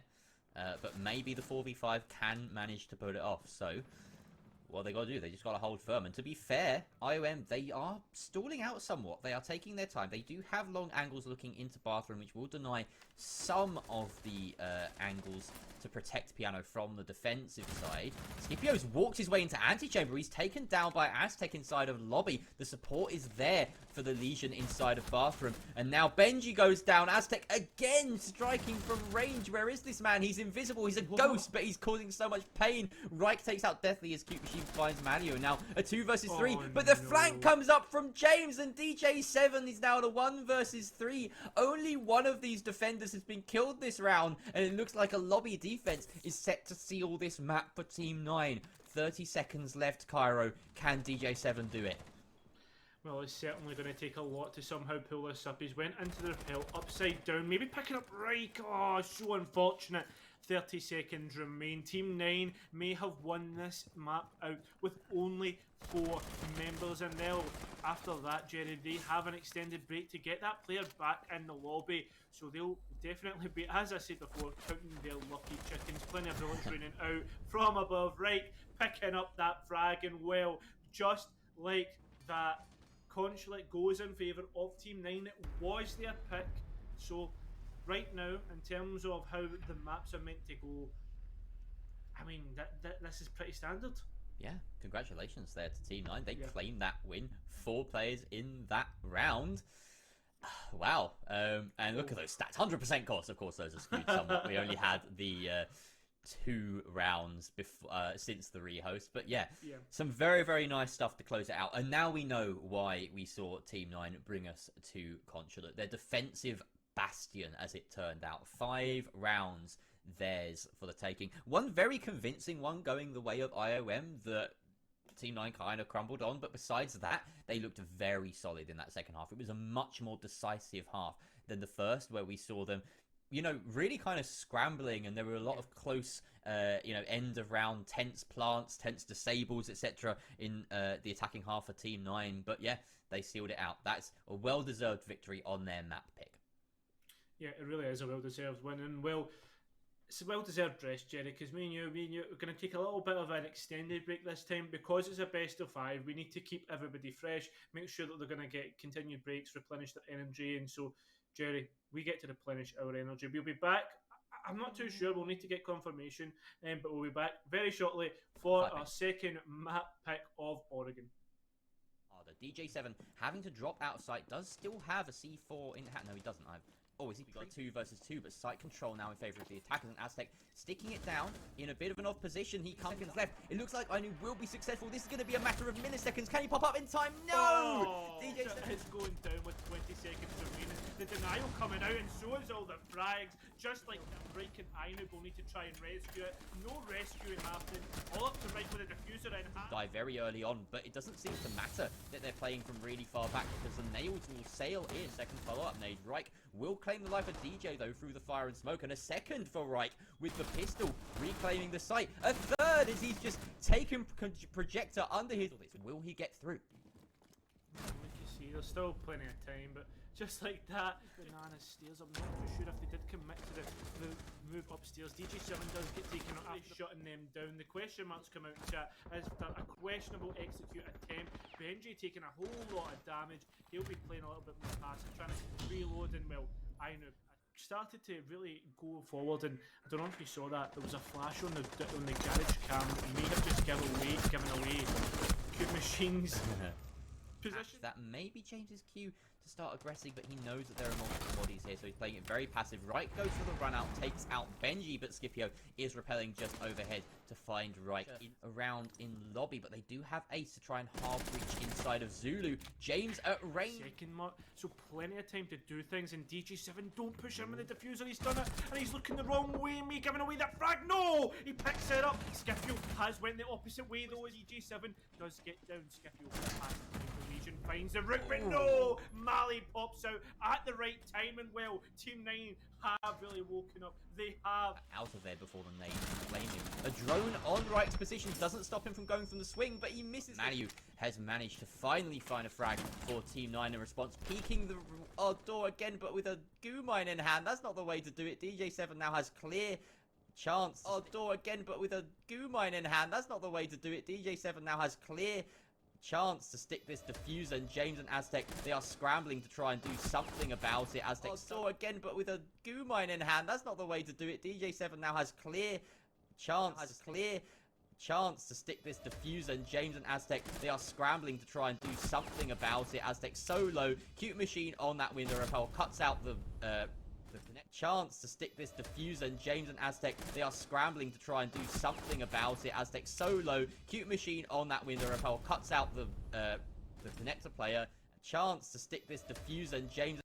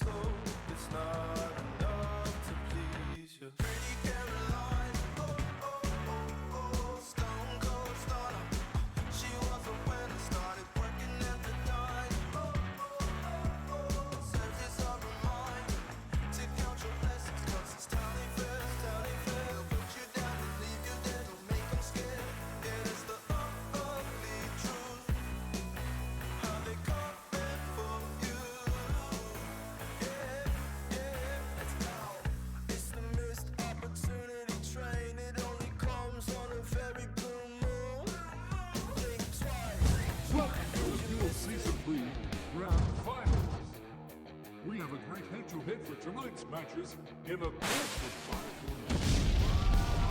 This couldn't have been possible without the hard work from our production staff and some luck talent that we. No, can we get the cameras back? Can we do that thing again? Our teams are getting ready to get their chance to a piece of the £12,000 prize pool.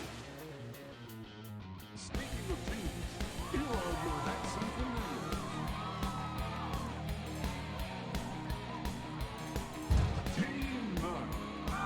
Aztec and the Rovers have to fall back to sight as quickly as possible in the post. Arcana. This round has gone by in a flash. What a headshot onto Yukio. Imperium of Marble. There's a Diga Mark, and that's quickly. I've got 62 balls next to triple kill again. Definitely got the left of the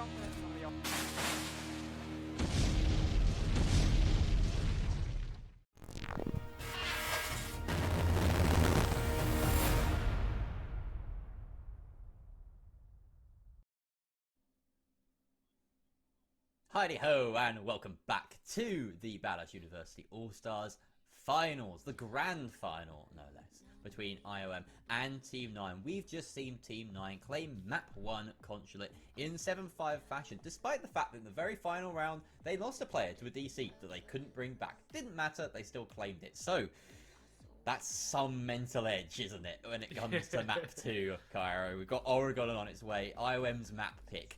What are you thinking? What's going on in that Scottish brain of yours? Well, do you know something? The first thing that came into my head was actually you saying Heidi Ho and me being reminded of South Park and the Christmas special with a little what's the poo person's name? No, you've never watched South Park, have you? I've watched some. I find it very funny, but literally only like 4 episodes. So I'm disappointed. lost on you. Right, I've seen the back to Inception Siege. one. The Inception one was very funny because I was a massive fan of Every Inception. episode's funny. Yeah. Yeah, I'm sure, but yeah. Right. Anyway, we'll talk about Siege. For what I'm thinking of Oregon, last time these two teams have faced on Oregon, it was 8-7 in favour of Team 9. That was being said, it obviously means it was a very close matchup. I didn't get to cast it myself. I believe it was not yourself and Warden. Yeah, it was a really good game. Absolutely incredible game. And so close. 8-7 just about does it justice, but it was a wild ride, that one. So, I mean, there's no reason why not to think it will be the exact same on this one, especially the fact Oregon is a staple. Every team likes to play this map.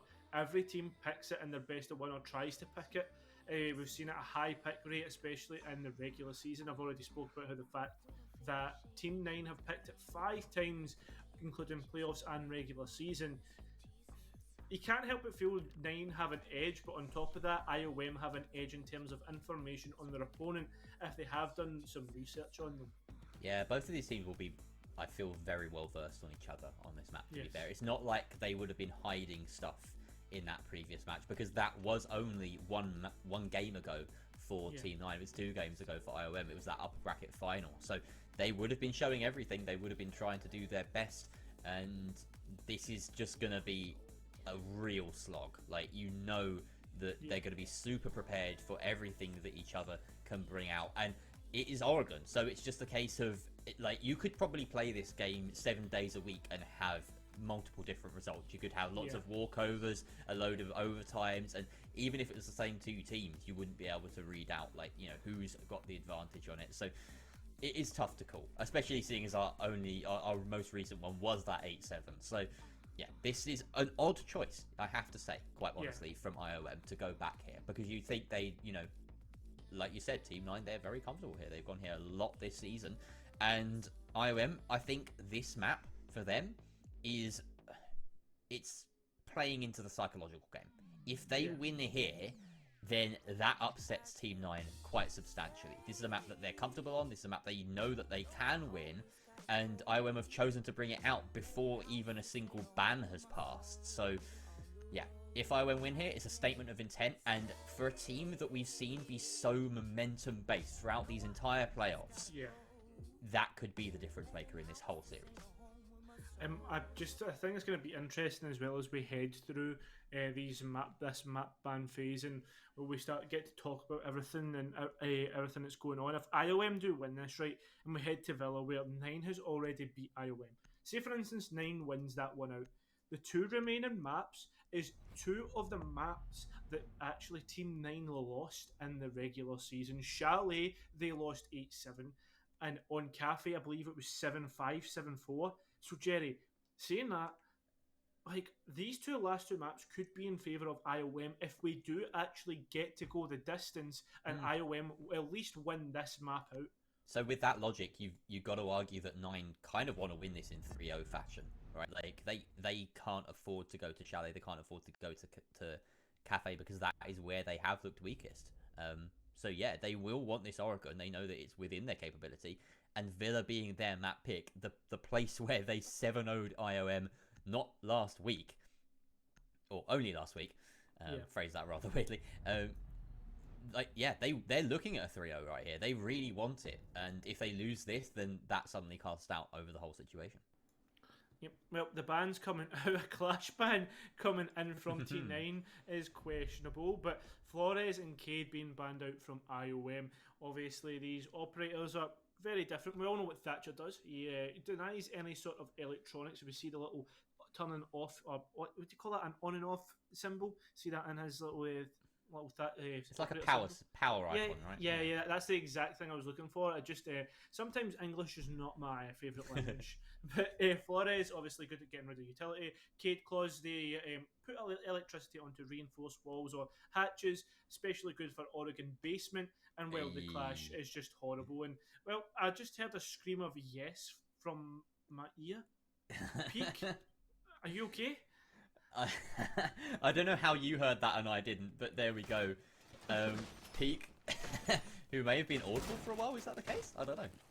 Either way, he's yeah. Oh, fair enough. Okay, you confused me a lot there. But either way, the headline is that Ainoob is on the Caveira. We got a party now, folks. Finally, the Caveira's coming up to fight. I mean, really questionable the fact that they've done this on Oregon. I mean, yeah, it's not. This is yeah. There are hiding spots. There are some decent hiding spots. Yeah, this is true. You can roam here. We've seen. I'm trying to remember. I think it was the CL qualifiers a few weeks ago. Team Start, they opted not to bring a Caveira, but they had a 1-4 split on this site. They had 1 person on site and 4 roamers. And I believe it was Ghostkiller, just couldn't contain them. Like, it was a terrifying prospect. So, yeah, it's a viable strat. On this site, you can be playing with quite a lot of roamers. You just have to be very aware of what might happen and very quick to the snapback if there's any sort of rush strat that comes through, because of course that is the direct counter to anything that's heavy roaming. Then you've got to be aware of it. We're not seeing super heavy roaming right now from Team 9, only in the sense that you're not seeing, someone on the top floor, like lots of people on the top floor. You have got a lot of people on this middle floor, and it seems as though Reich's job is to actually protect Ainoob's location by shooting out drones. Yeah, it does seem to be the case, but remember there is a drone hole right next to his position. But just saying that, Reich does end up protecting his location with actually picking up a kill, and well, it's onto no other than Cute Machine Angelix, the player who I pointed out is to be the kind of talisman of IOM, but Deathly walking into potentially the grasp. The open arms of Ainoob, hearing the information, the capability going to get activated, all the bullets missing, but actually down and out that player. Shotgun comes out, and there we go, great frags, but Scipio picking up and shutting that down. DB7 is DBNO, but right, fairly close, and will probably try and pick up the rest of the frags. That was so unfortunate for the Caveira, actually opening up the angle that could be used against her by spamming the shotgun. But still, job done. Chaos caused, mischief managed, and he can fall back, remain on cams for the rest of the round. Given his team now a 1-man advantage, taking out Zofia and the Jackal. Fairly big picks, but you've still got the hard breach that you want left on IOM to try and deal with these pesky positions, and Mario is the first of those to be dealt with. The mirror goes down inside of blue, and DJ7 now has control of this meeting area. They've emptied out a significant portion around the site and can try and get a construction and back tower push going on. Scipio sending in those Gemini replicators to try and empty out any positions, but these Aruni gates are going to hold players at bay for the time being. It looks as though DJ, or rather Benji, has the throwables in hand to deal with those, but First toxic gas canister coming out, and Aztec looks intent on retaking pillars. This could be pivotal. Whether he gets taken out in this position or not could come to define the round. With 30 seconds left, Benji and co, they're making their final moves. They're ticking those final boxes, preparing for the drop, preparing for that push. Yes, well, the push will be coming down soon. 15 seconds remaining. Right does pick up the initial one onto DJ7, and all the bullets start to fly. It's all up to Benji to pick up the last two. Aztec will finish that round off, and Team 9 emphatically win that one out. A great roam presence up above. The Cav coming out with the shotgun will potentially, maybe even mould a little bit of IOM, but I would definitely say it was IOM's misdroning and misinformation that gave away that one, and well, potentially nearly costing the round. A good recovery, but all in all, the execution wasn't great. Left to the last 15 seconds because of everybody that they had lost, Jerry, and then Monte being picked out by a Cute Machine. Interesting. There's a saying I like, and it's you make your own luck, right? Because in that round, you know, you see the Cav bit, you think, hey, the memes are coming out. But honestly, the way that IOM, the way that 9 played around the Cav pick was absolutely stellar. They had so many roamers that just sort of baited out that false sense of security. IOM must have been droning those areas and thinking, all right, we've managed to force one to flee down tower stairs. That's great. Okay, sure, we lose a body to Reich, but he's managed to flee down laundry stairs. Surely that's it. He took out drones. He made sure that that player, the Cav, was just completely undetected for the whole round. INnoob got away with bloody murder, not because IOM were, you know, skipping steps, but because they were being forced to have to repeat steps that you don't usually have to repeat. You know, you don't have to drone out meeting like 3 times in a normal round. And it was exactly the sort of mental edge that Team 9 wanted going into this match, that they've now established a sort of game state where IOM, they have to be super scrupulous. They can't afford to make any mistakes for fear of these sort of cheeky things coming out for the rest of the half.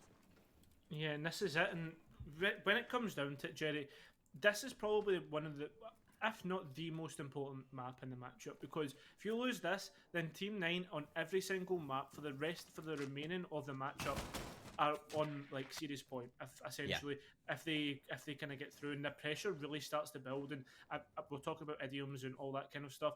I mean, the kind of saying I always like to talk about is the fact that pressure makes diamonds, and well, the pressure keeps mounting for Team IOM. Hopefully they'll be making their own diamonds, because they need something sharp, they need something shiny, they need something valuable, they need something that fits well inside a necklace and works well as a gift to your mother on, you know, say her 50th birthday or something, to try and cut through this machine that is the Team 9 defense right now. Aztec, they have, you know, he's given them this advantage just by virtue of a sneaky peek outside of the lobby. Like, that's something that you have to account for, really, as an attacking side, but it's also about as aggressive as you can want to be. So they are fighting for every inch, and IOM have lost a body for it. We're seeing Control come out on this top, on T2, trying to apply pressure to the Attic player.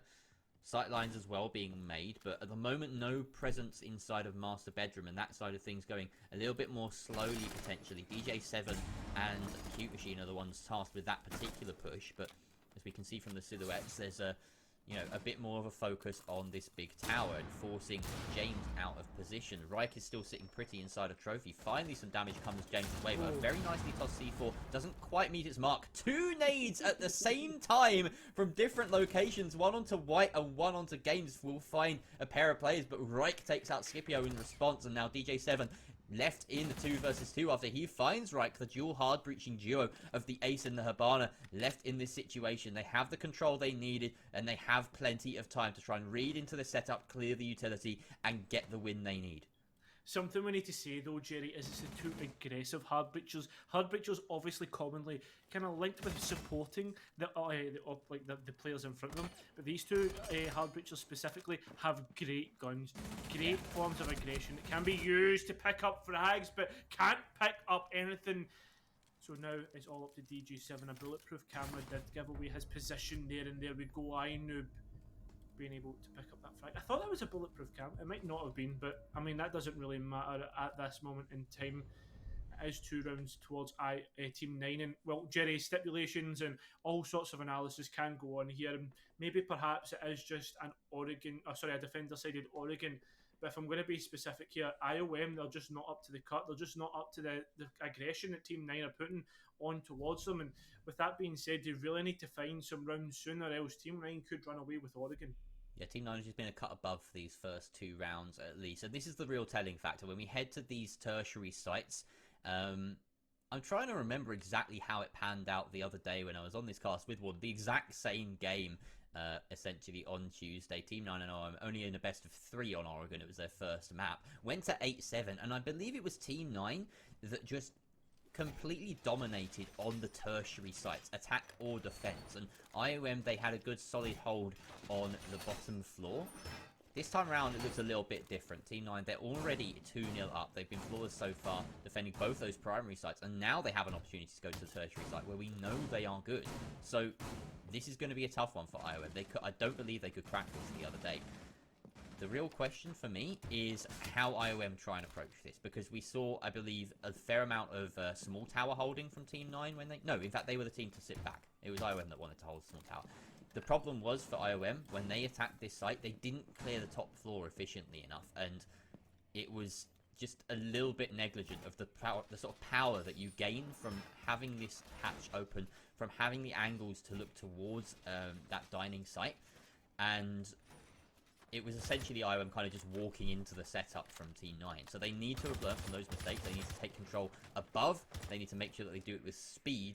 And they also need to make sure that they're in refraggle positions, because so far we haven't seen that this game. Something that I was going to say, Jerry, is something like I have kind of a criticism that I always have of IOM, and it's no kind of fault of their own. I always feel as if they're missing an IGL, a shot caller, someone who can give a concise plan and tell all the rest of the players what to do and when to do it. I feel that's probably because one of the team captains, Rose, is actually stuck in a different country, but so far that just seems to be what is the case. It seems as if it looks as if Cute Machine is going to be the soft support, the one that's doing all the soft destruction, but it's Reich on Team 9 doing all the fragging out. Losing the Zofia, not the best start. You definitely want her to help you with that showers clear. Beyond that point, she's not especially useful, but certainly with the utility burn and being able to stun out this player helps a lot. Scipio trying to send in nades to deal with that person, but of course being met with resistance from cross angles. Someone playing very aggressively on this door. It's Reich who claims Benji. He can just swing to his heart's content because he's feeling the confidence. James is as well, Reich with a second. This is a horrible situation to be staring down if you're in IOM shoes. They're now in the 1 versus 4.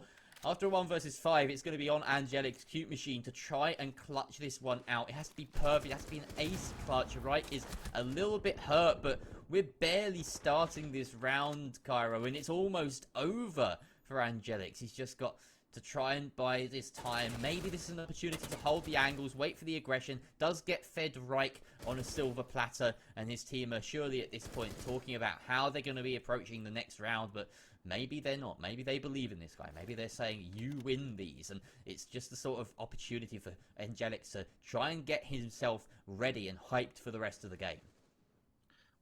To be fair, I've never seen them lose these. Maybe a saying that's being said in the chat right now. There is one player above, so at least they have that in their pocket, Team 9. If they do end up giving away 3 1 versus 1s or 2 1 versus 1s, if they want to open up the site. Just a lot of free firing going on, 25 seconds.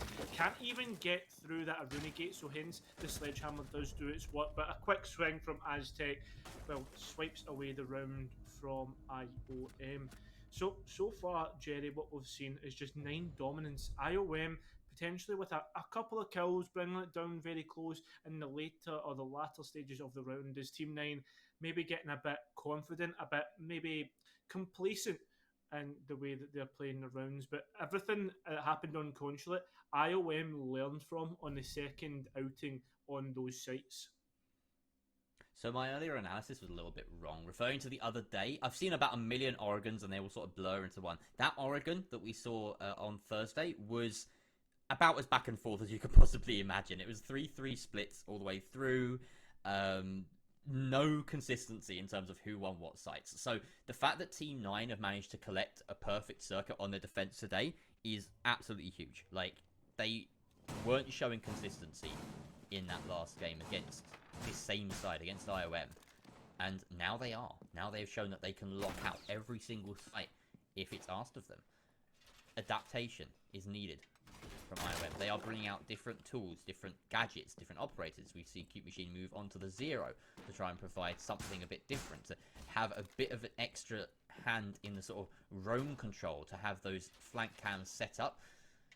He has the Claymore in pocket as opposed to the hard breach, because of course you've got Ace and Hibana on your side. You don't necessarily need an extra hard breach to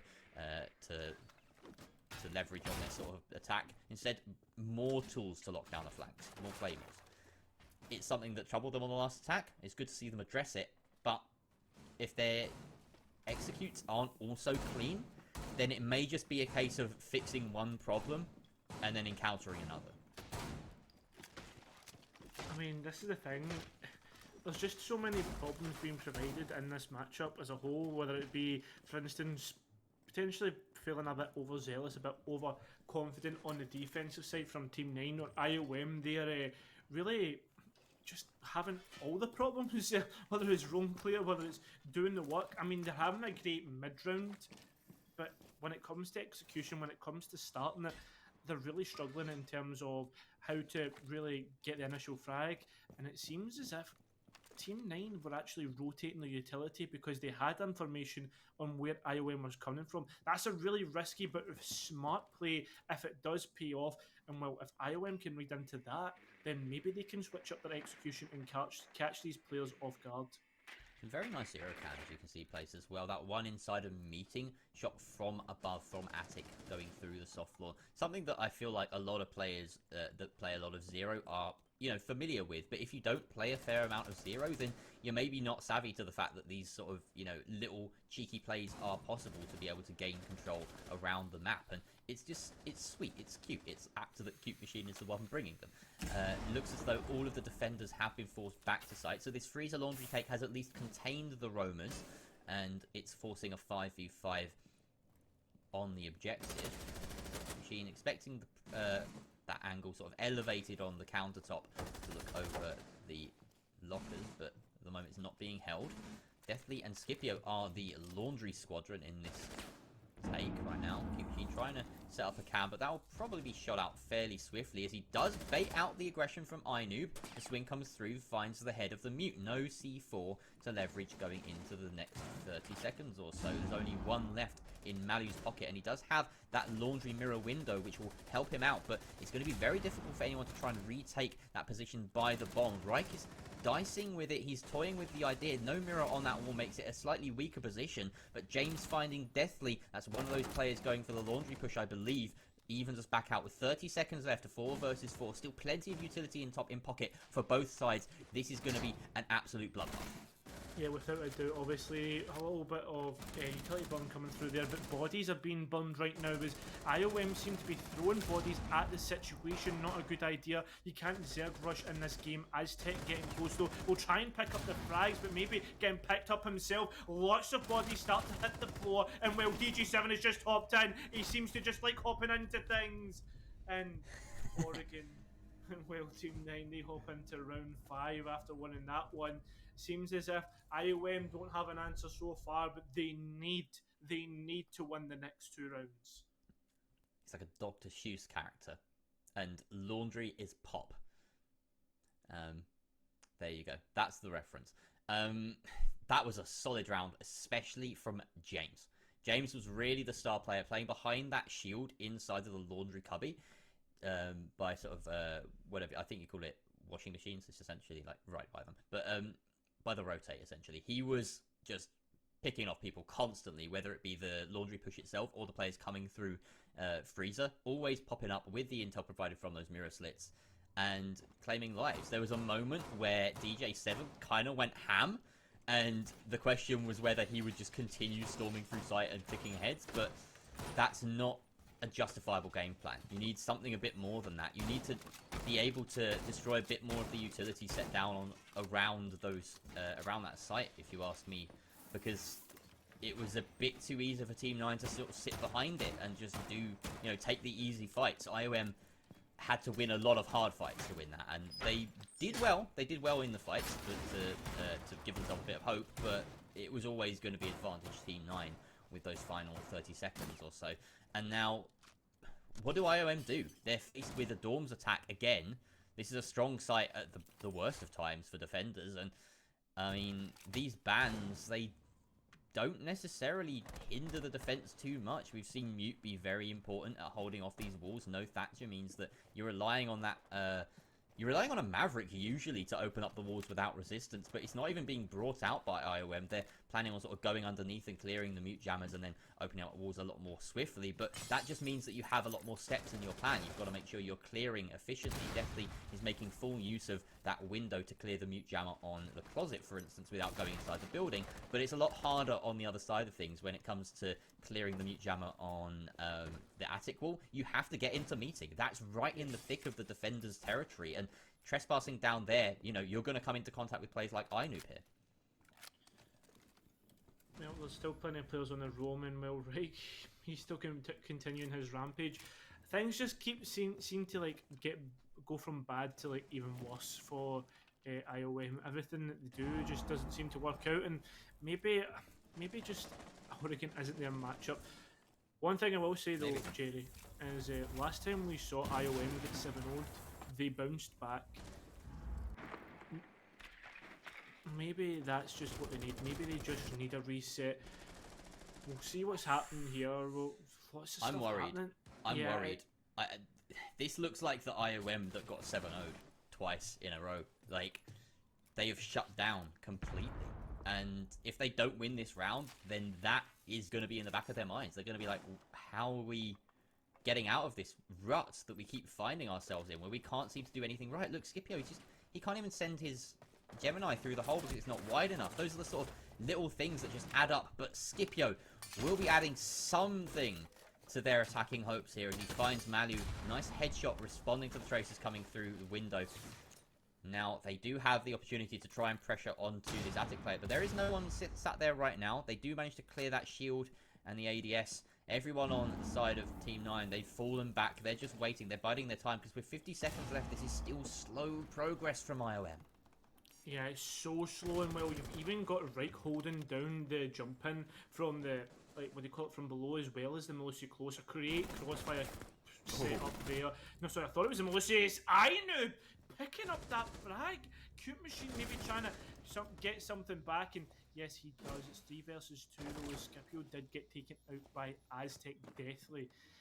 Is down, Scipio down DJ7, and so is Benji. It's all up to Cute Machine once again in a 3 versus 1, but at least this time he has plenty of HP. I say that, and it's all went to 1. SMG11 comes out, and Reich, he just continues to continues the pain, Jerry.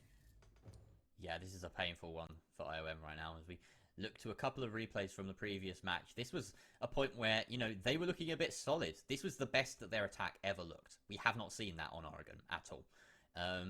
It's worrying, because I want to see that IOM, and we don't have long to see it, because they've only got one more chance to attack on Oregon, and that just means that they have to deliver it now. They have to get this tertiary site quite desperately, otherwise they're going into, you know, Oregon, their defensive half, 6-0 down. And they have been there before. Not on Oregon, though. And that's the problem. Like, they've been there before on maps that they're not as proficient on their opponent's map picks, for instance. They brought us here, IOM. They have to justify it. And if they don't, then that could be it, quite honestly. The mental game could just be completely in the bin. Well, I mean, one thing we do have to give commendations to IOM is maybe the fact that they are able to actually, I mean, reset. We saw it in the Combat Wombats game where they managed to bring it back from 7-0. Maybe they just need something like a 7-0 to wake them up. It's kind of like Man United, when they go a goal down, they somehow always manage to bring it back and win it out. Maybe that's just what they need. They just need a goal going against them, something that really states that this is Team 9's game, and then they'll come back into it. But right now, I mean, if this isn't a statement of this is Team 9's game, I don't know what is. Yeah, and they're bringing the IQ to counter, I'm not even sure what. We haven't actually even seen a Valk come out from Team 9, despite it being on the board, despite it being an option, if I'm not mistaken. I think, yeah, those bans are correct on the top. So it's is puzzling. They may be able to remove some of the utility from above if they go for that top-down control.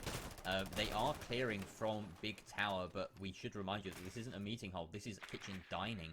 So it's quite a long route to any sort of relevancy with this sort of take. It looks as though maybe they're aiming for a kitchen plant somewhere down the line, but you have to be worried about the top floor hold if that is the case, because those angles from Kids Dorms look directly down into the single bottleneck of the of kitchen. And I mean, this is the thing right now from IOM. They're just stepping on each other's toes. We see a breach come out and destroy a drone.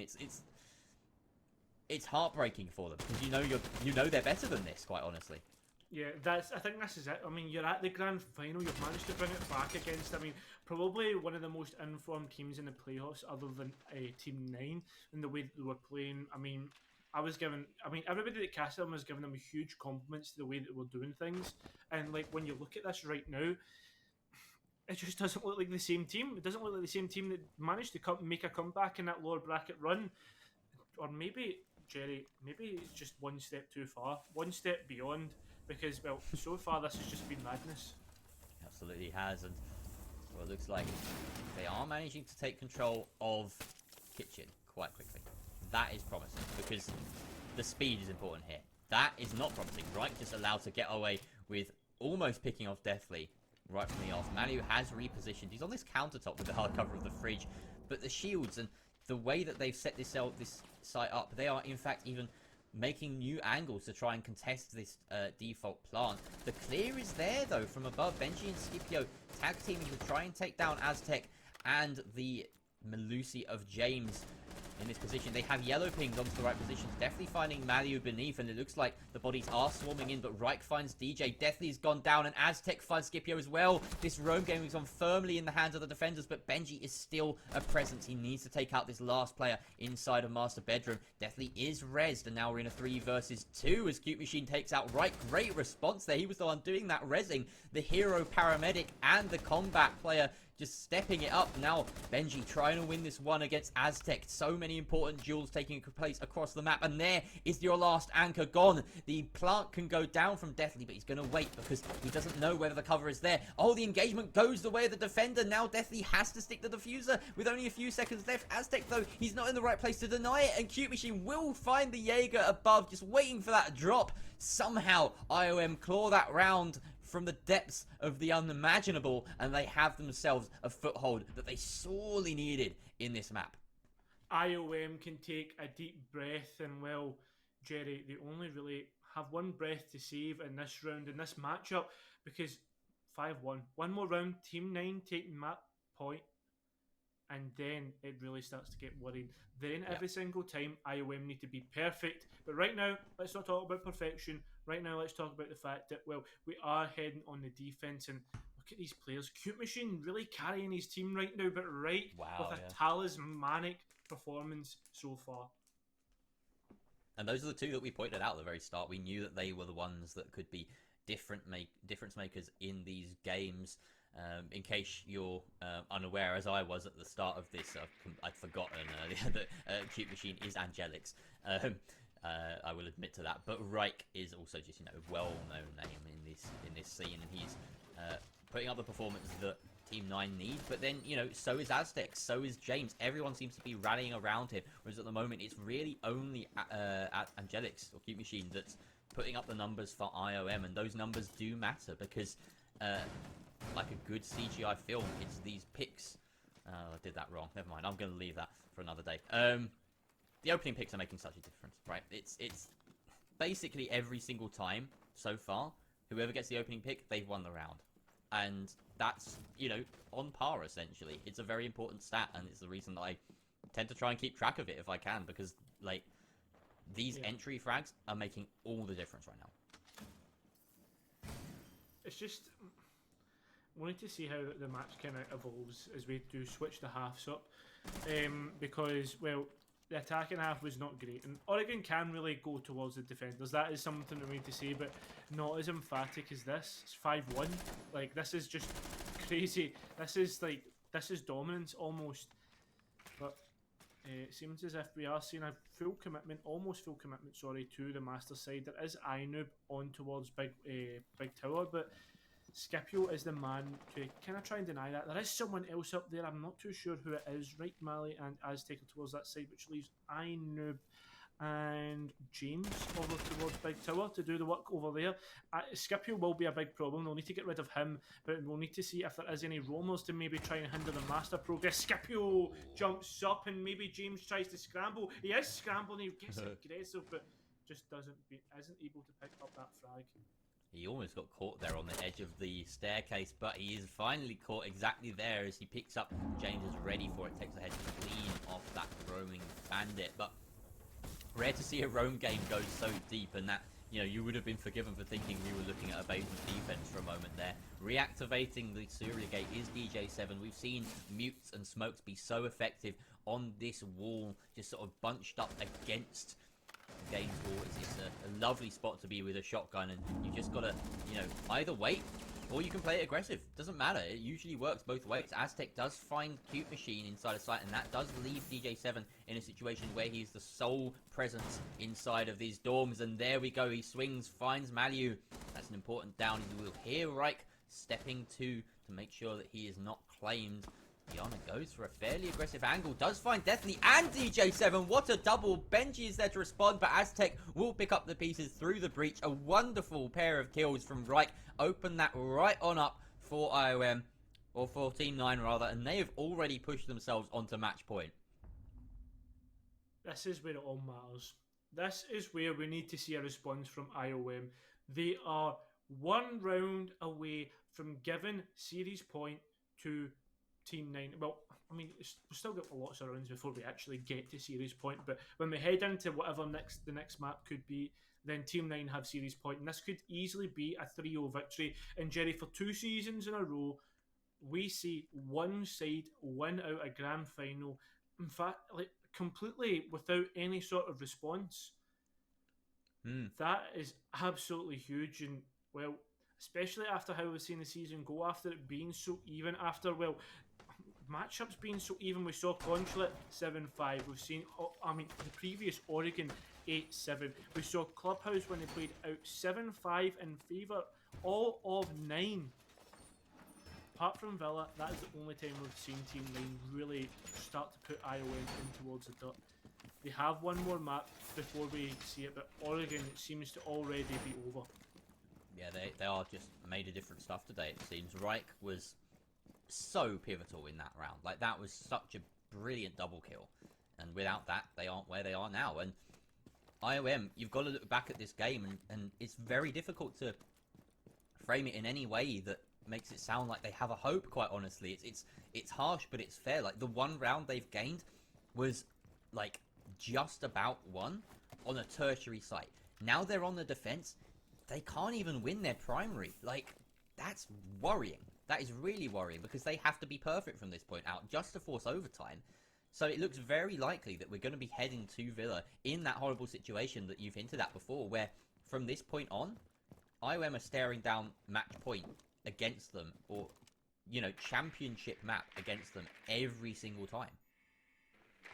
They really are staring down the barrel of a gun right now, Jerry. Things worrying. IOM seem to have no signs of life, and as I say, that Scipio does manage to go for a run out and pick out Mali. That's a great frag, because 1, I mean, that's 1 less gun on the board, but 2, that is your overwatch, your kind of flank watcher off the board, and her utility. Remember those air jabs, we were talking about them previously on Consulate and how effective they were on that map. I mean, that's them gone. That means that it really allows the aggression from IOM to begin. But maybe it could, if they do put a misstep towards their aggression, it could easily give away this map. So, last round, we saw Team 9 claim an opening frag. And it didn't even matter in the grand scheme of things. They still lost the round. This time round, they lose Malu. And they're facing down a 4 versus 5. It's scary. This is, I mean, I hate to call it already, but IOM... Oh wait, what am I talking about? Team 9 are attacking. Okay, they lost a body. This is what matters. Team 9 won that round despite getting the opening frag. I got my teams mixed up. Now that IOM have an opening frag, like, this could work. This could work, let's be honest. So, that breach coming through, not entirely successful. And Inoob does lose his life to Scipio. This bandit is causing chaos. So, yeah, Team 9, they may have to wait a little bit longer to try and secure this map, but James is on the hunt, and he does manage to pick off Scipio downstairs. That is one problem dealt with. They know that this player is playing so close to the breach here. It's being very antsy. DJ7 with that org in hand is just waiting for the prime opportunity. He doesn't need to play aggressively here. He can just wait. But there's always the right factor to contend with. There's always the fact that at any given moment, right could just decide to peek you from trophy, take your head off, take another head off, and win the round. There he goes. That's number one. Getting rid of Angelics is a huge deal. Second impact trick comes out to deny the breach and the swing. Definitely finds Reich in the meantime. It's all up to James. And 1 versus 3. He's been fantastic. We've seen him clutch 1v3 on this map before. Does spot DJ7 and takes his head off. That one, am I getting a little bit too aggressive? Benji's holding the breach. No one's holding the door right now. He's got 9 seconds. Sends in the flashes. Tries to burn the utility. Getting wubbed out by the Banshees. Getting shot up from all directions. Does find Benji's head. And now knows where the last one is. Can he get Deathly? Oh, so close. He's forced into the plant. But now Deathly on 000 has the option to come and kill him for free. So close for James. Almost booking a spot immediately in the next map for Team 9. But we go 1 round more. Not even close. Not even close. I can already hear Rose saying it, probably typing it in our DMs right now. But 6-2, IOM keep alive. They move to laundry and supply. And Jerry, on bottom floor, it's a very turtle-centric site. And with IOM, I mean, they've got 2 great roamers in Scipio and Cute Machine. So how do you play this? How do you actually, I mean, mold 2 very avid roamers? We've already seen Scipio do it in the last round. How do you tell them to stay patient and keep on site? I don't know. A bum smacking every time they don't.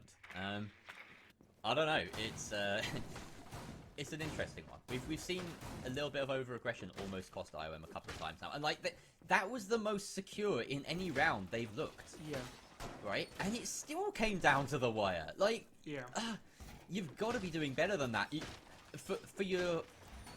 For the sake of your blood pressure more than anything else, right? You cannot sustain that level of intensity and, like, you know, heart-stoppingness throughout an entire best of 5. If every round you win is like that, it's going to cost you your life.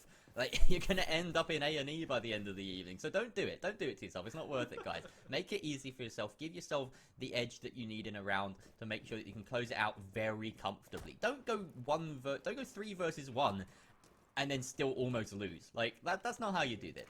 You know, nine, they're doing it right. They're making it look easy. Whenever they win, it's very comfortable, and they're in this position because of that. Because they're ticking every box. They are 6-2 up, and they have plenty of cushions. Like, they have 4 of them. 4 comfy cushions that they can sit back on, and it doesn't matter if they get, you know, knocked off those cushions at any point, because they've got more cushions to sit back on. Plenty of cushions. It's almost like... It's like DFS. DFS. I was literally just about to say it's probably like Jerry's girlfriend's bed, plenty of throw pillows. But I mean, I don't know. What? Why do you never see like no women? Have you been to my house? No, I was just genuinely just making up. I like throw pillows. I like throw pillows. Do you? I hate them. They're not a girly thing. Yeah, let's remove the gender stereotypes from soft furnishings. Sorry, that's terrible. Soft furnishing. A man can enjoy soft furnishings. No, I've got a beanbag right here. I'm gonna just to make a point. I'm casting the rest of this game from a beanbag. Hold up, you take it. There's a difference between a beanbag and a throw pillow. Beanbags are cool. Throw pillows are an inconvenience. Oh, okay. So beanbags are like alpha male? No. Beanbags in general. Cairo said it first. Oh my god. Right. Well, we're cancelling Cairo, guys. Right now, there's just a direct approach coming from Team 9. They're just doing lots of utility clear. There's nothing we can talk about, but there's one thing we can talk about. Definitely actually getting on the scoreboard. But iNoob has clapped back with 2 great kills. We're seeing the Roma having to retreat. That is Scipio. But Reich is taking out Benji on an absolute rampage, leaving it down to Scipio on Oregon. Just like this, he's going to have to clutch it up. Jerry. He didn't clutch it up. Just like the throw pillows, everything is on the floor for IOM. Team 9 take the map. Yep. You know what else is on the floor? What? Basically me. We're going to cut back to me and you'll see what I'm talking about. But yeah, look at that, right. 100% cost in a 9 round game alongside Aztec with 100% cost. Like, that is just bonkers. These guys, they're going to be as comfortable as I am in my lovely alpha male beanbag. I didn't say it was alpha male. Yeah, I'm the one that's saying it's alpha male now. Like, Wait. okay. What's going on? What's he doing? You got a beanbag? Wait, I can't see. Hey, all right, beanbag cast, ladies and gents. Beanbag cast, let's go. Beanbag cast. All right. So, Team 9, they are like us, sitting pretty. They are full of beans. What I was gonna say. We're gonna have to cut to a break fairly soon, Cairo. But there's not much to say about that map. It was just utter dominance from Team 9. Yeah, it really was utter dominance. Everything that we saw. I mean, it was just. I wouldn't really say it was Team 9 being good, but it was IOM being worse. If that makes sense. Yes. I know that. Like it was just IOM consistently making mistakes. They were getting punished by Team 9, and well. What can we say? Okay. We're going to have to throw to a short break now.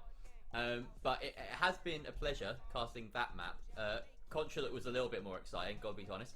But we will be going to Villa next. So, having a slightly extended break because it's between map 2 and 3 and players need a bit of time to readjust, get comfortable, peel themselves off their leather chairs on this very, very hot day, as I did a few seconds ago. And yeah, we'll be back in about 10 minutes or so with map 3. Don't go far.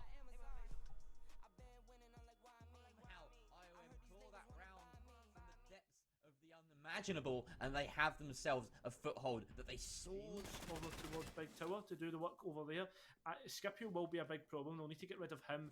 Or you can play it aggressive. Doesn't matter. It usually works both ways. Aztec does find Cute Machine inside a site, and that does leave DJ7 in a situation where he's the sole presence inside of these doors. They know that this player is playing so close to the breach here. It's being very antsy. DJ7 with that org in hand is just waiting for the prime opportunity. He doesn't need to play aggressively. Take another head off and win the round. There he goes. That's number 1. Getting rid of Angelics is a huge deal. Second impact trick comes out to deny the breach and the swing. Definitely finds Reich in the meantime. It's all up to James, and 1 versus... Definitely finds Reich in the meantime. It's all up to James, and 1 versus 3. He's been fantastic. We've seen him clutch 1v3.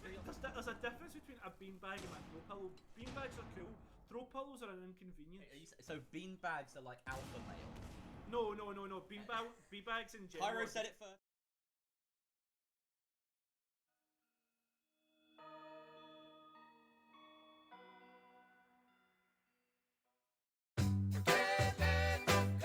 I can't let you go, baby. I just wanna tell you that. No. Yeah. All of my friends say, girl, you better take care. 'Cause that man is trouble, you best beware.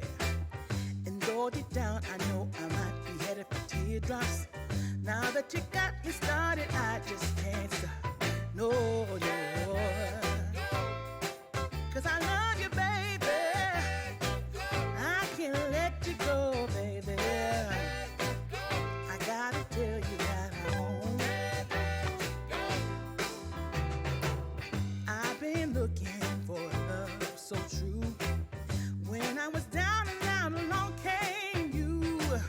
Though you might be a liar and a cheat too, I just can't quit you now 'cause I love you. Yes, I do.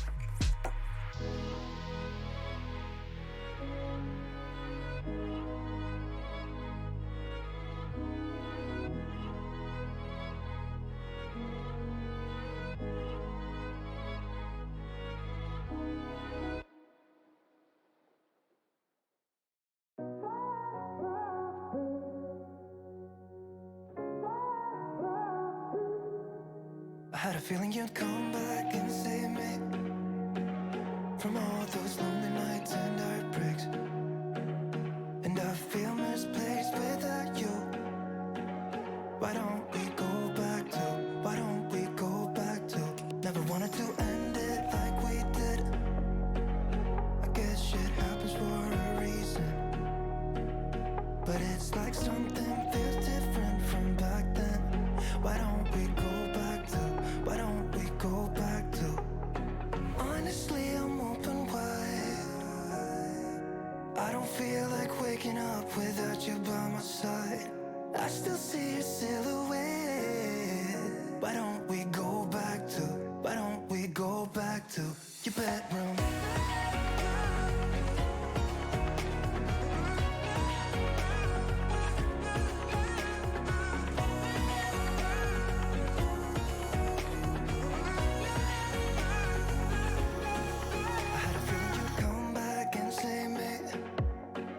From all my slip-ups and mistakes, and I'm just pointless without you. Why don't we go back to, why don't we go back to? Never wanted to end things like we did. I'm sorry for all those promises I made you that I couldn't keep. But it's like something feels different from back then. Why don't we go back to, why don't we go back to? Honestly, I'm open wide. I don't feel like waking up without you by my side. I still see your silhouette.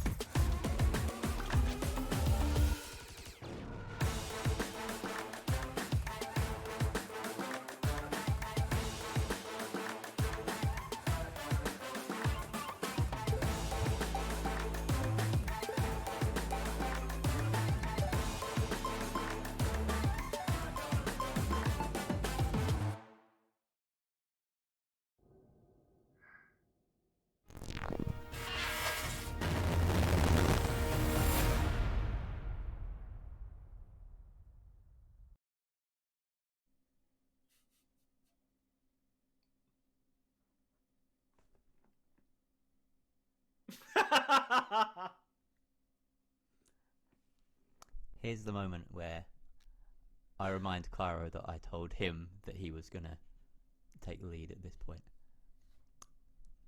You wanna go there, bud? No? Okay, well, I guess we're here with me, and we're about to start with the Badass University All Stars final. This could be the final map. We are 2-0 up. Team 9 have stormed to victory on Consulate and Oregon, which was IOM's map pick, and now we go to Villa, where we last saw these two teams play, and IOM got 7-0'd and dumpstered out of existence. So, they need to win here now. Otherwise, Team 9 will be your champions. So, Cairo, if you're ready to say something now, what are you going to say? What is it going to be? Well, this is what I was going to say. Go on. Jerry, we have been through 9 play days. We have been through a dramatic playoff bracket. We have seen these teams play on 6 maps. Make this the 7th, if I remember correctly. And now this is where it all matters. This is where IOM are choking. Team 9 have their foot on IOM's chest right now, and all they need to do is one final push, and they are in the dirt. Team 9 walk away with £750 plus 5 lovely HyperX headsets.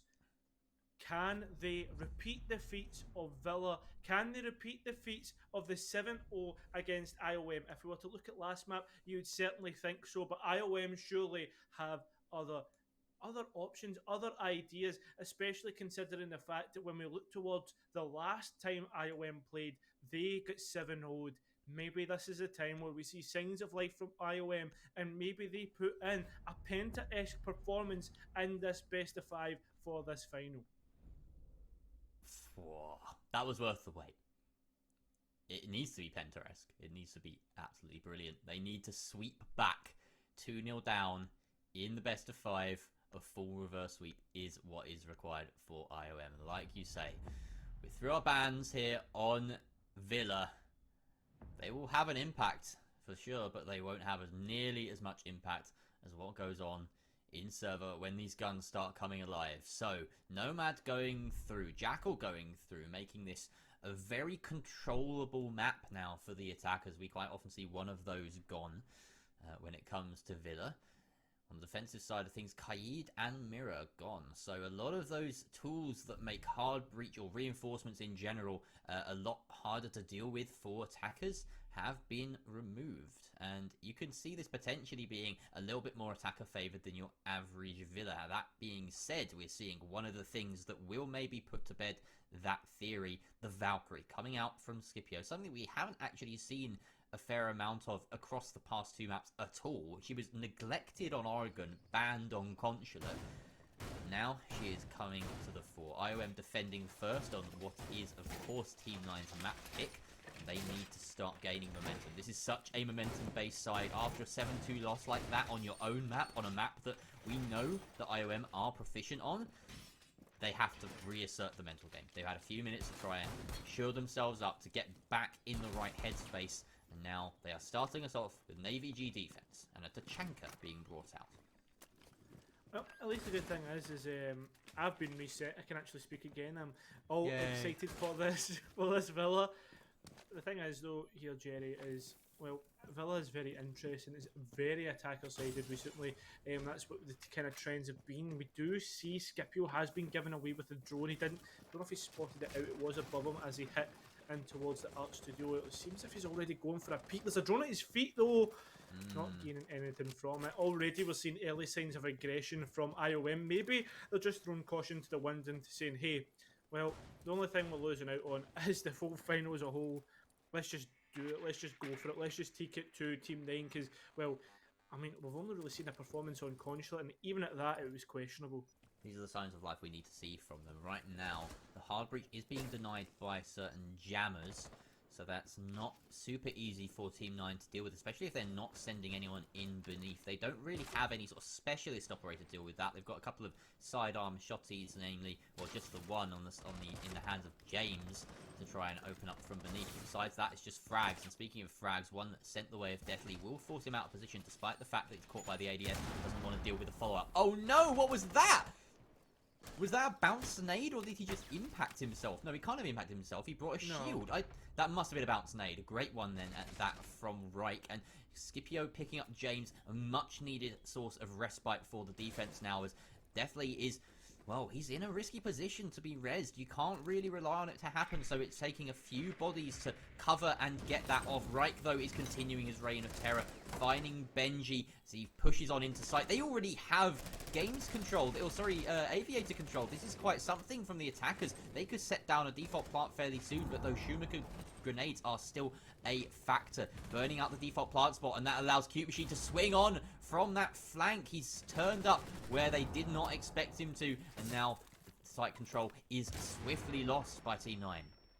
Not only that, Jerry, though, they could have lost the whole round just with that one key frag. It was Reich holding down the position in sight. That's the key point we need to make here. And, well, although one spray takes out 2 players on IOM, you still have 2 great and massive players on the side of IOM, which is Scipio and Cute Machine continuing the roam game. As Scipio, he's on a triple. Can he make it 4? Can he win out the round? IOM win round number 1 to maybe bring a comeback on this map.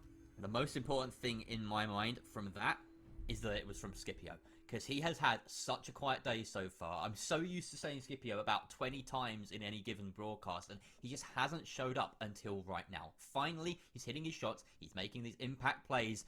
Besides the one flank from Angelix, that was all him.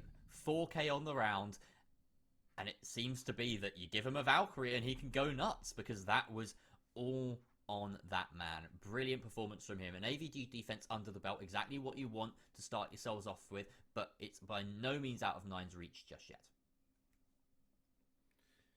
Yes, it's certainly not. They certainly have showed signs of life here, Jerry, and, well, we need to really hype this map up because, well, it is Team 9's pick, and it seems to be that's where IOM thrive. They thrive on their opponent's pick, and you said it before, you said it previously, that, well, if we look, the deeper we get into this matchup, the deeper we get into the territory where 9 have already lost out on the last 2 maps. So they really need to finish it out here. They need to really put IOM into the dirt. Really can't let them, show the signs of life, show the comeback, but I wanted to see if they have other options here. It was 8-7 on Chalet, but last time again, we need to keep reminding people it was 7-0 on Villa. Another thing, Jenny, I was just going to say, 9 haven't dropped a map against IOM. They haven't dropped a map since July 13th. Yeah, that could be the main thing, really, because obviously right now IOM are in a situation where they need to pick up 3. And while you can undo that stat in a best of 5, it's likely to happen at some point. It's still a stat that works against you, right? Team 9 have consistently shown themselves to be the better team, and IOM are by no sort of stretch of the imagination underdogs in this match. James has this drone pinging out the location of Valkyrie, but Scipio will be wise to it and take it out. No one really collecting on it, although Inoob is lurking. He's holding the bottom of Astro's stairs, but again, if you don't have full control down here, it could be very difficult to pin down these defenders. They've got so many routes out. It looks like he's aware of the general location of Scipio, but he thinks he's inside of Memorial, whereas in fact he's on those stairs, and Scipio has slipped up in fact to the top floor, where he can simply rejoin his fellow teammates and start to anchor up. So not too much time burnt, and really you could consider that a small victory on 9's side, but the question is whether they know it or not at this point. Need to see if this is. The 2 Roamers are still alive, and in the grand scheme of things, what have Team 9 actually done?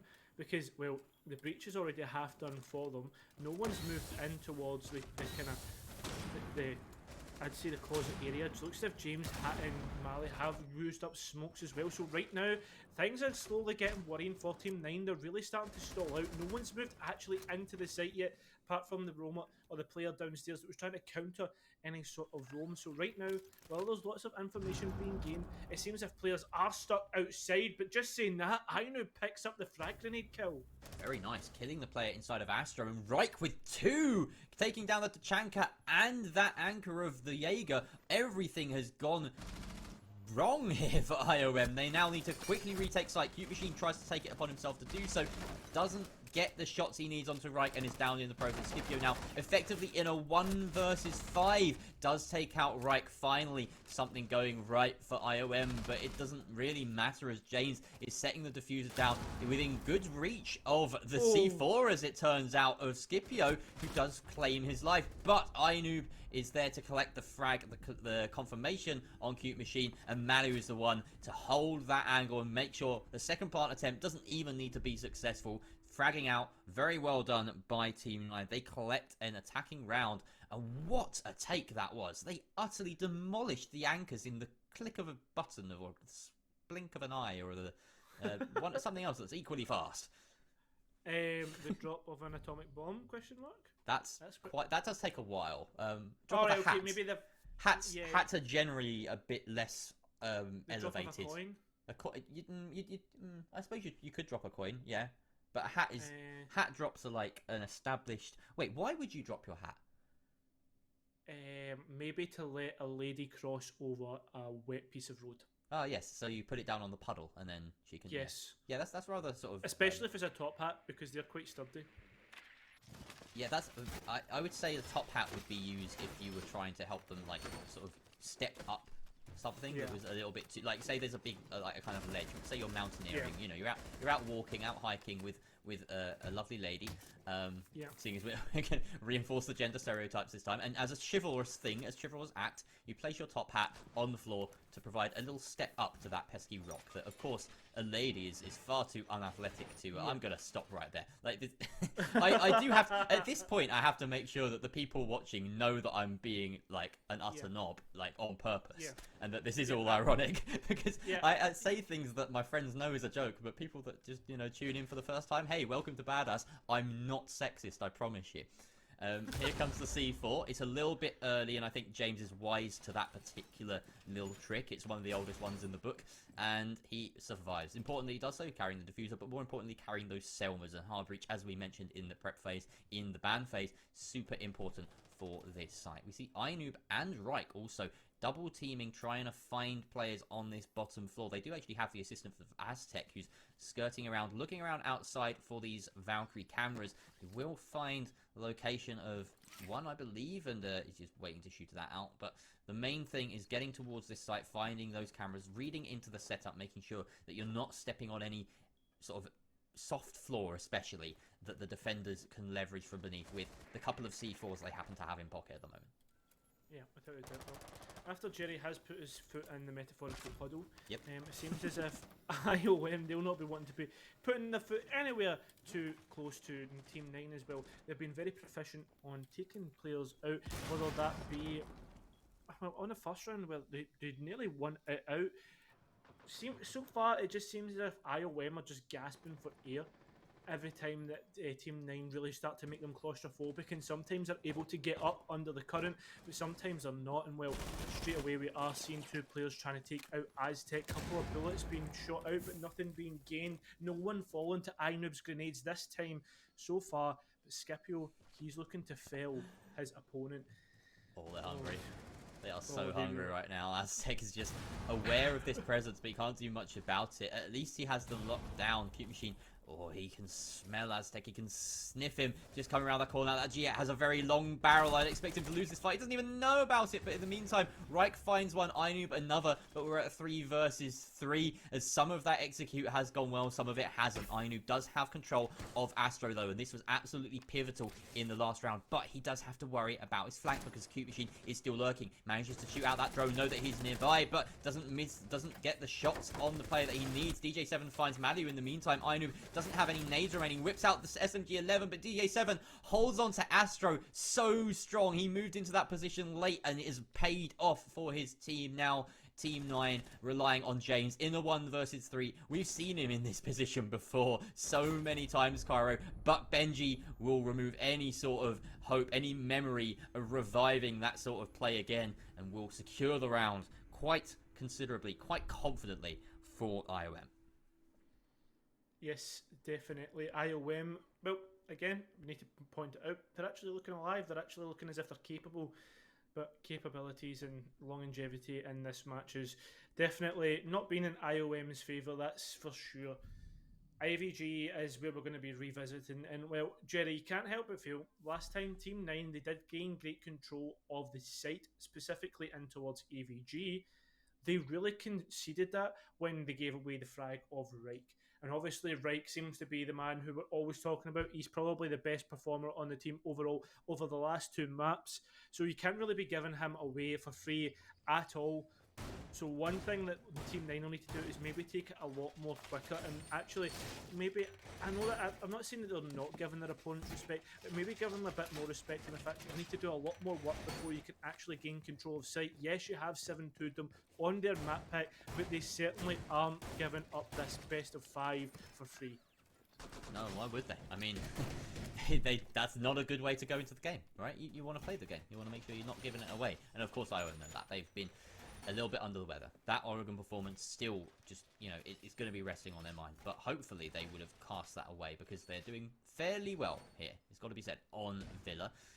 2-1 is about 4 par right now. They're doing about as much as we expect them to. They need to step up a tiny bit more, in my opinion. Scipio, though, has been the one to step up so far. He's been a fantastic force on the roam for IOM, and Villa seems to be his playground. Cute Machine joining him quite frequently just at the side, and he did have quite a nice impact in that last round. A very key player in that victory, but also DJ7 with his retake of Astro. That was pretty much the defining factor in that round. Basically 3 versus 3, and he gets 2 kills. So you got to point the finger at him.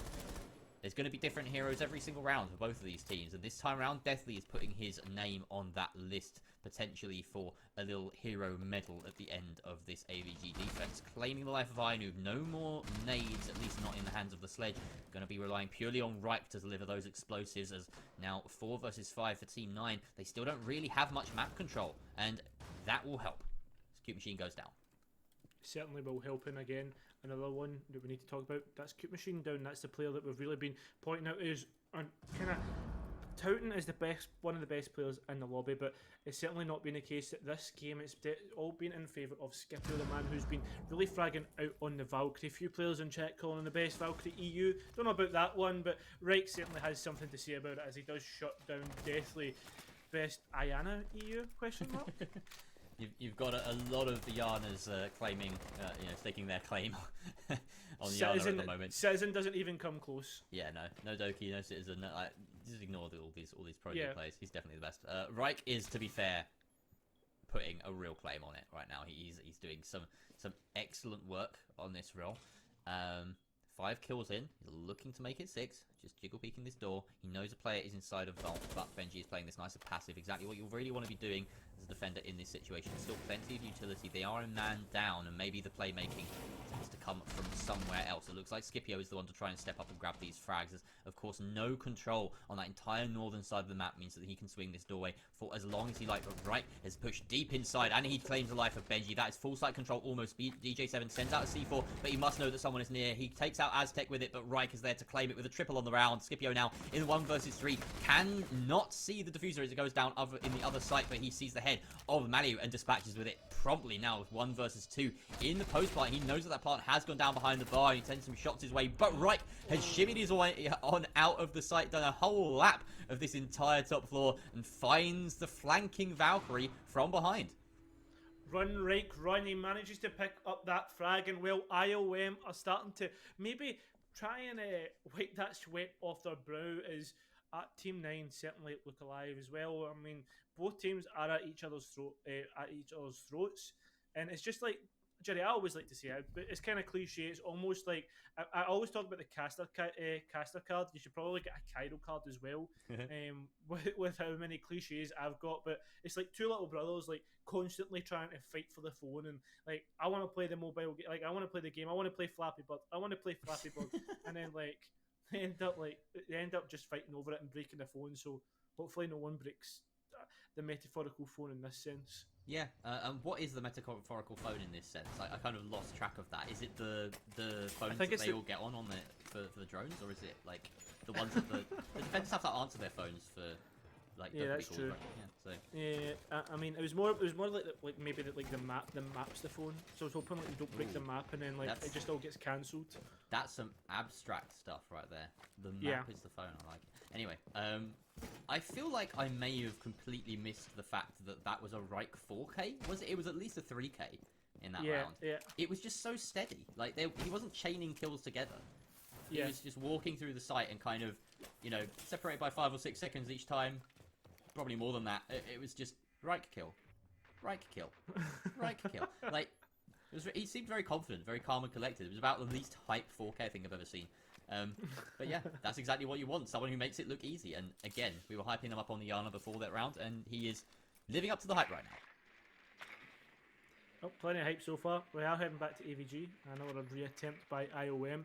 They seem to be able to, sure things up on the second attempt on Villa, that's for sure. Reich has gained some key intel that will be, I guess, relayed to the other players on the team. Aztec has decided to go elsewhere and probably looking to enter in towards bottom of red. It's a good position to enter in. Not a lot of players expect it.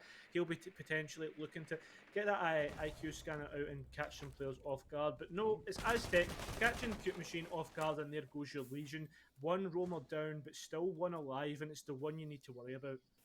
Angelics might be worrying a little bit right now, obviously. About 4 or 5 rounds in, and for a player of his caliber, you expect him to be performing a little bit better, especially with what we've seen from him today. It seems that Scipio is the one to kind of pick up that slack, thankfully for IOM.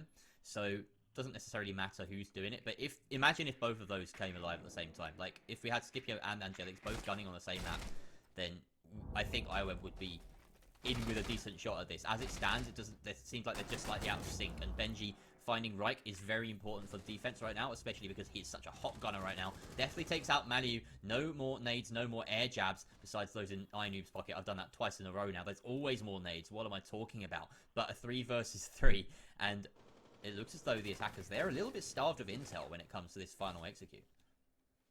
It's interesting considering the fact that they do... never mind. I thought you said the defenders were starved of intel, but no, that's definitely the attackers. Yeah, they got like no. Yeah, I was gonna say.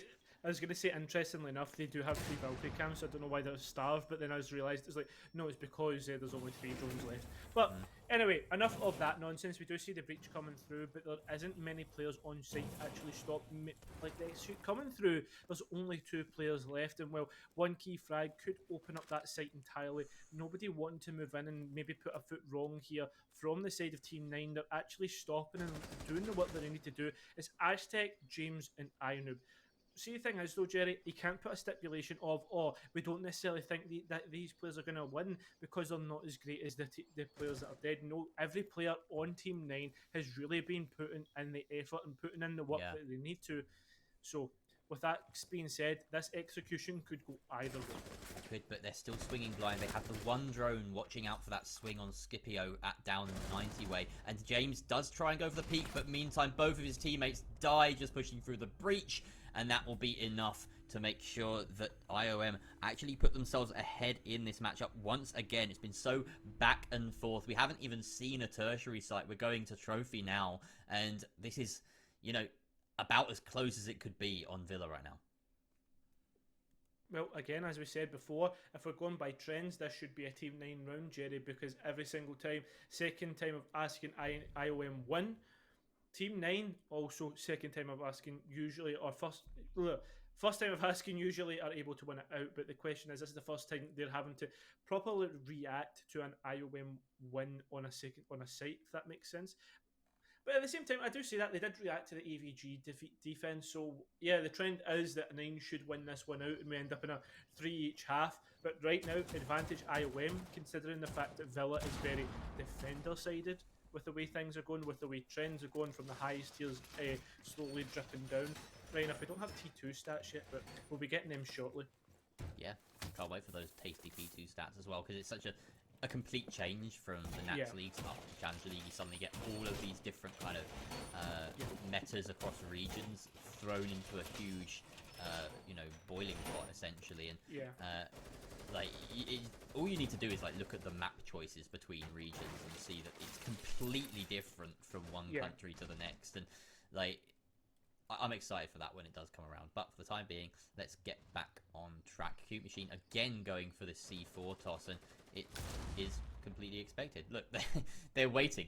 They wait the 3 seconds and then they push forward. Aztec and James only have to worry about a 3-second time burn, and that's 1 minus C4 for the defenders. They still have 2 in pocket though. Definitely and Scipio both are rocking them. The Goyo is an interesting adaptation compared to the Tachanka that we were seeing in previous rounds.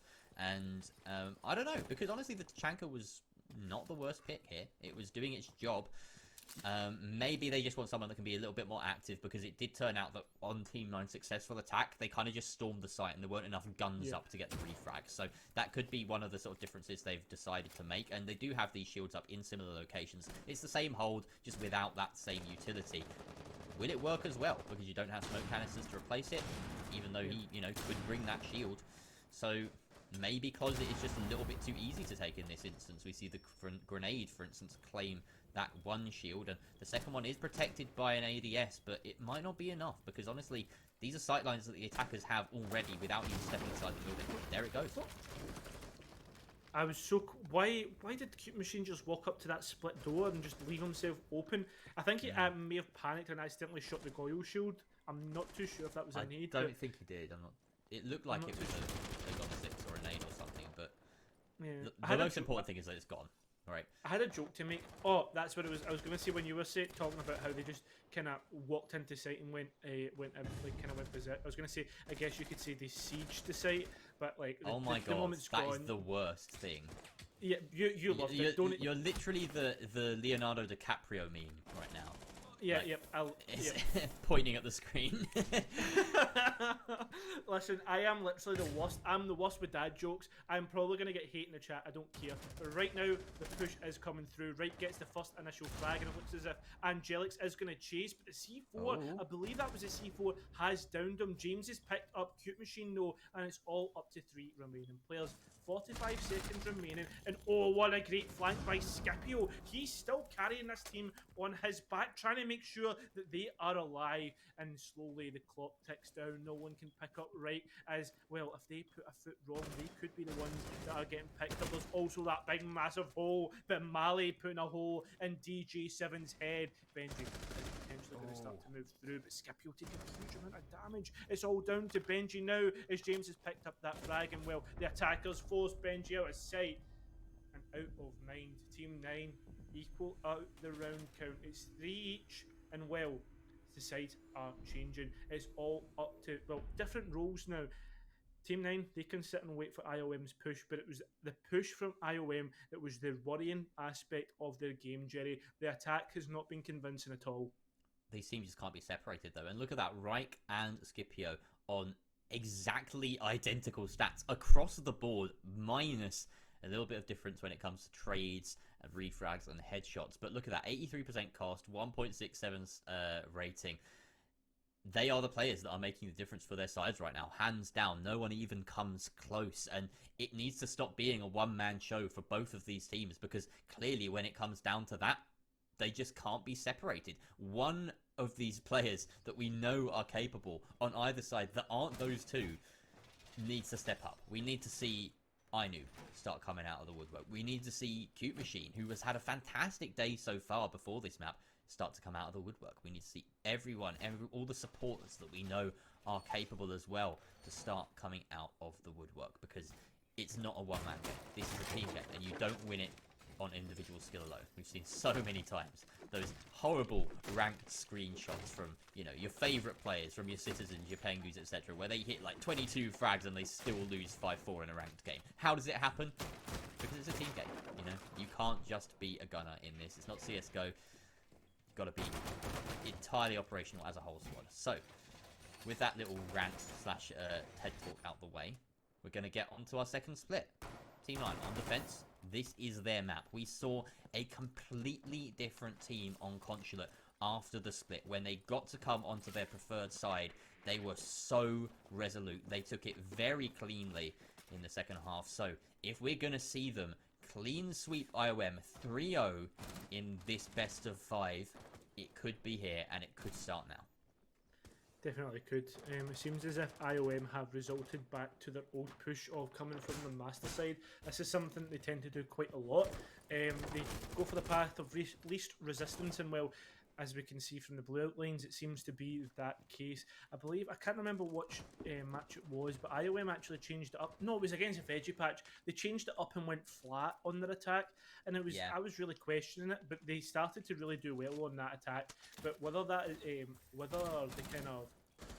whether that was the right pick, whether that was the right decision to actually continue and go back to their old ways is maybe one that I'm going to pose to them.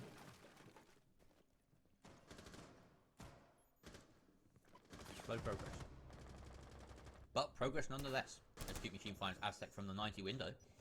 Very key pick there, taking out the Jaeger, and he has not had a good game so far, Aztec, unfortunately for him. But Malu has this camera that is reading into the positions of the entire push right now from IOM, and they need to dispatch with it quite quickly. There goes that breaching round. It will remove the camera.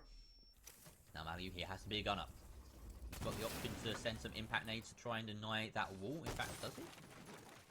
Yes, he does. He could have tried to deny that wall, that breach open, but he doesn't. The main thing is that the sight line is created. I don't know. Oh, okay, yeah. Maybe he did deny it because we're sending out the second Selma, and they want that walk in. So this is good time though, right? Benji's able to rotate to study and provide pressure from that side. That's the main thing when it comes to this sort of attack, is do you have enough time to get a player on that side to make sure that the defenders can't anchor inside of study? IOM, they have checked that box. They have done this quickly enough to make sure that this is not a one-dimensional push and that they can empty out Reich, they can empty out Ainoob. That being said, James is really the problem that they should be thinking about, as it seems he just managed to sneak out of Vault and take 2 heads. Scipio responds with a kill onto Malu, and he's inside of sight, Karo. Benji gets downed. What is going on? What? Well, I don't know, but they're certainly picking up all the frags. Scipio, again, one of the players rampaging through this matchup, but James is the one rampaging through this round, and well, it's all up to the man, the talisman, but he's going to get dropped just like that, not having a great game, but certainly all the players on 9 are, especially on that defensive half, they were all chipping in. James, though, with the hugest stakehold in that round. Right now, it's 4 versus 3, Jerry, and Team 9 have taken that one step forward to the last round towards that match point. They only need 2 more, and well, what a site to go to. Trophy and Statuary, the second most favoured site, and well, the most defensive site in terms of defenders if we look towards the trends and the stats, is well, as casters love to do. So you talk about Team 9 taking a step forward, and it feels like whenever IOM take a step forward, they take 2 steps back. That attacking round looked so much like some of their attacks on Oregon. They claimed an opening frag at one point on Oregon. It just meant nothing.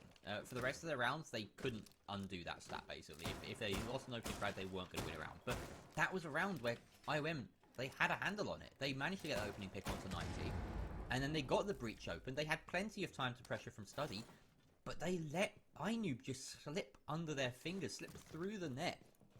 That's sometimes why you see teams not open up the vault wall entirely, just provide the sight line instead to try and cut across the entire site. As an attacker, hold the long angle and make sure that you prevent any sort of movement from defenders, because once it's open fully, it can work against you from time to time. I don't know whether exactly Ainoob slipped out of the vault hole or whether he just went out of sight from the barred door, but either way, those options meant that IOM just had to keep track of a few too many things, it would seem, on that side of the map. And as we get a little smiley face being drawn here by James, thank you very much for that.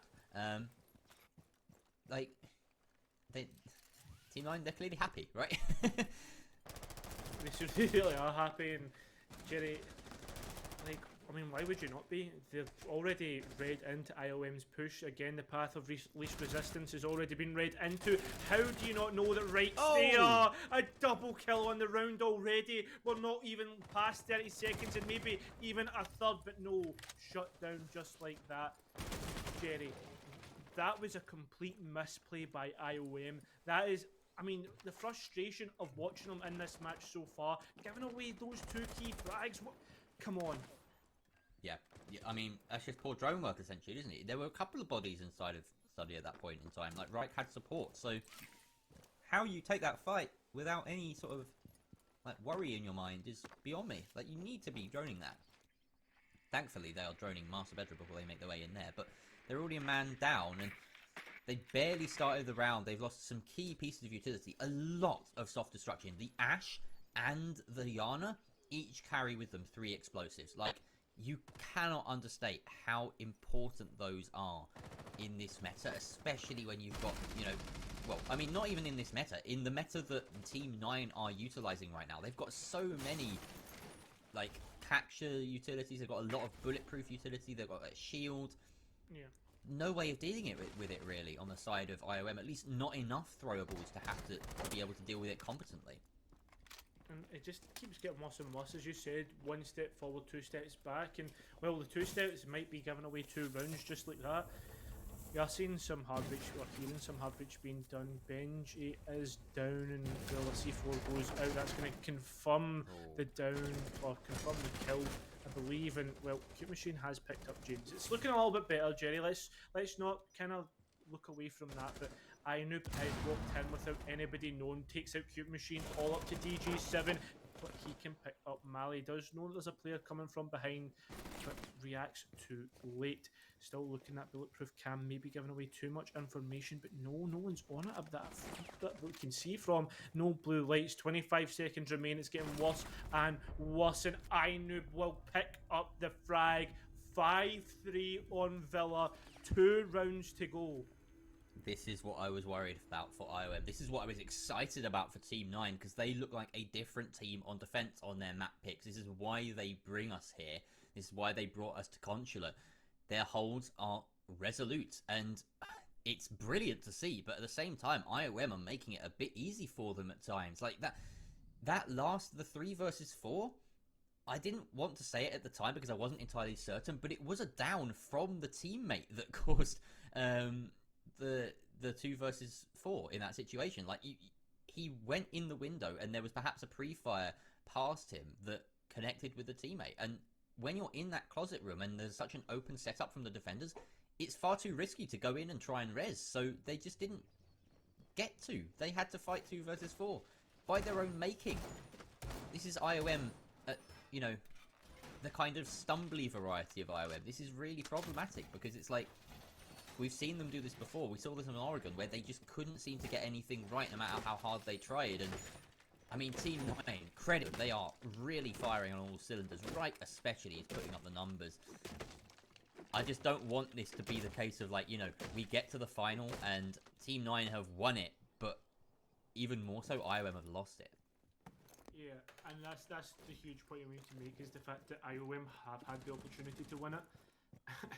And, like, so many times we've seen them just throw things and make silly decisions that have cost them rounds, and that's the really heartbreaking part about it, because again, as we've already mentioned, Jerry, I mean, we've watched IOM grow from the past season, and yes, they've had teams... Where did that Lamaya come from? Anyway, the point I was going to make was the point I was going to make was the fact that we've seen IOM grow, and obviously new players come in and old players go out, but they've always seemed like a good roster and capable of good things. But when it comes down to it, when it really matters, for instance, in the playoffs last season on Clubhouse, or for instance the playoffs this season against Team 9, they just seem as if it's just too tall an order. Okay, so right now we're looking at this. We've got a lovely top-down view of a pair of PogMats. Are they going to be dealt with on the jump-in? That is the key question. There's no way of C4ing that leftmost PogMat from beneath without some pre-placed holes, but quite easy to collect the kill from beneath the other one. So they're expecting some pressure from this side. Cute Machine does find Ainoob on the entry, dealing with a roaming Mosley. That's very important on their C4. And now a lot of bodies stacked on this laundry side. It looks as though they're very intent on pushing through here, but these crouch level holes, these foot level holes are going to make a big difference. Malu takes out Cute Machine, but Skipkill on the entry does find that kill he needs, and they force their way through. DJ7 with another as James responds. It's all up to Reich now in the 1 versus 3. They've claimed the site, gets it down onto 1, but the second cannot get his way. DJ7 allows everyone through that site and make sure that it's theirs to claim. A wonderful attack coming through from Imperium of Mandem. They needed that. The tertiary site is theirs. It's a huge round for IOM, but Jerry, the one thing that we need to point out is if we're going by the trend of 4-2s, which seems to be the case in this matchup, then Team 9 have already won it. Why are you saying that, Kyle? Well, AVG and Statue and Trophy is probably the two most defender sites if we go back to the old metas, the way that things used to be like. And right now, that's what we've seen from Team 9 so far, with IOM winning out the tertiary. That's how we kind of... That rule kind of still creeps into people's mentality today. It's okay because we won the tertiary site, especially in ranked, Jerry. But right now, when we move to Aviator and games, if we're going by trends, if we're going by the information that we already have, Team 9 should win this out and move to match point. Yeah, but I would need more than that, right? Like they just need more than just the tertiary site. So you're entirely right on saying that. And the way that Team 9 are playing it, it is that kind of old utility burn meta. So they are turning Villa into this very defensive-sided thing that at the moment IOM can't deal with, because it doesn't rely on having, like, you know, a few really good gunners that compete with Ronies, that compete with MP5Ks, what have you. It just relies on a solid setup and your fundamentals. And IOM, they aren't equipped to deal with that at the moment, it seems. I was just going to put the stipulation of, though, Jerry, this is Siege. How many times have we seen the craziest of things happen? For instance, Penta versus, what do you call it, Evil Geniuses versus Fnatic, where we saw a coach win out against probably one of the, at the time, world's best teams. Like, these are the craziest things that happen. I mean, Empire versus G2 on Coastline, going to max OT, 20 plus rounds. This is Siege. The craziest things can happen, and while IOM still have a chance while this game goes on, they're not totally out of it. They are putting up a fight, and that's one thing we can say. Again, another thing, IOM have learned every single time from their pushes. It's almost like they're evolving, but have they evolved enough to win out this round? I would love to see them do it. I'd love to see a team completely, you know, unsettle us while we've almost written them off. They are making good progress here.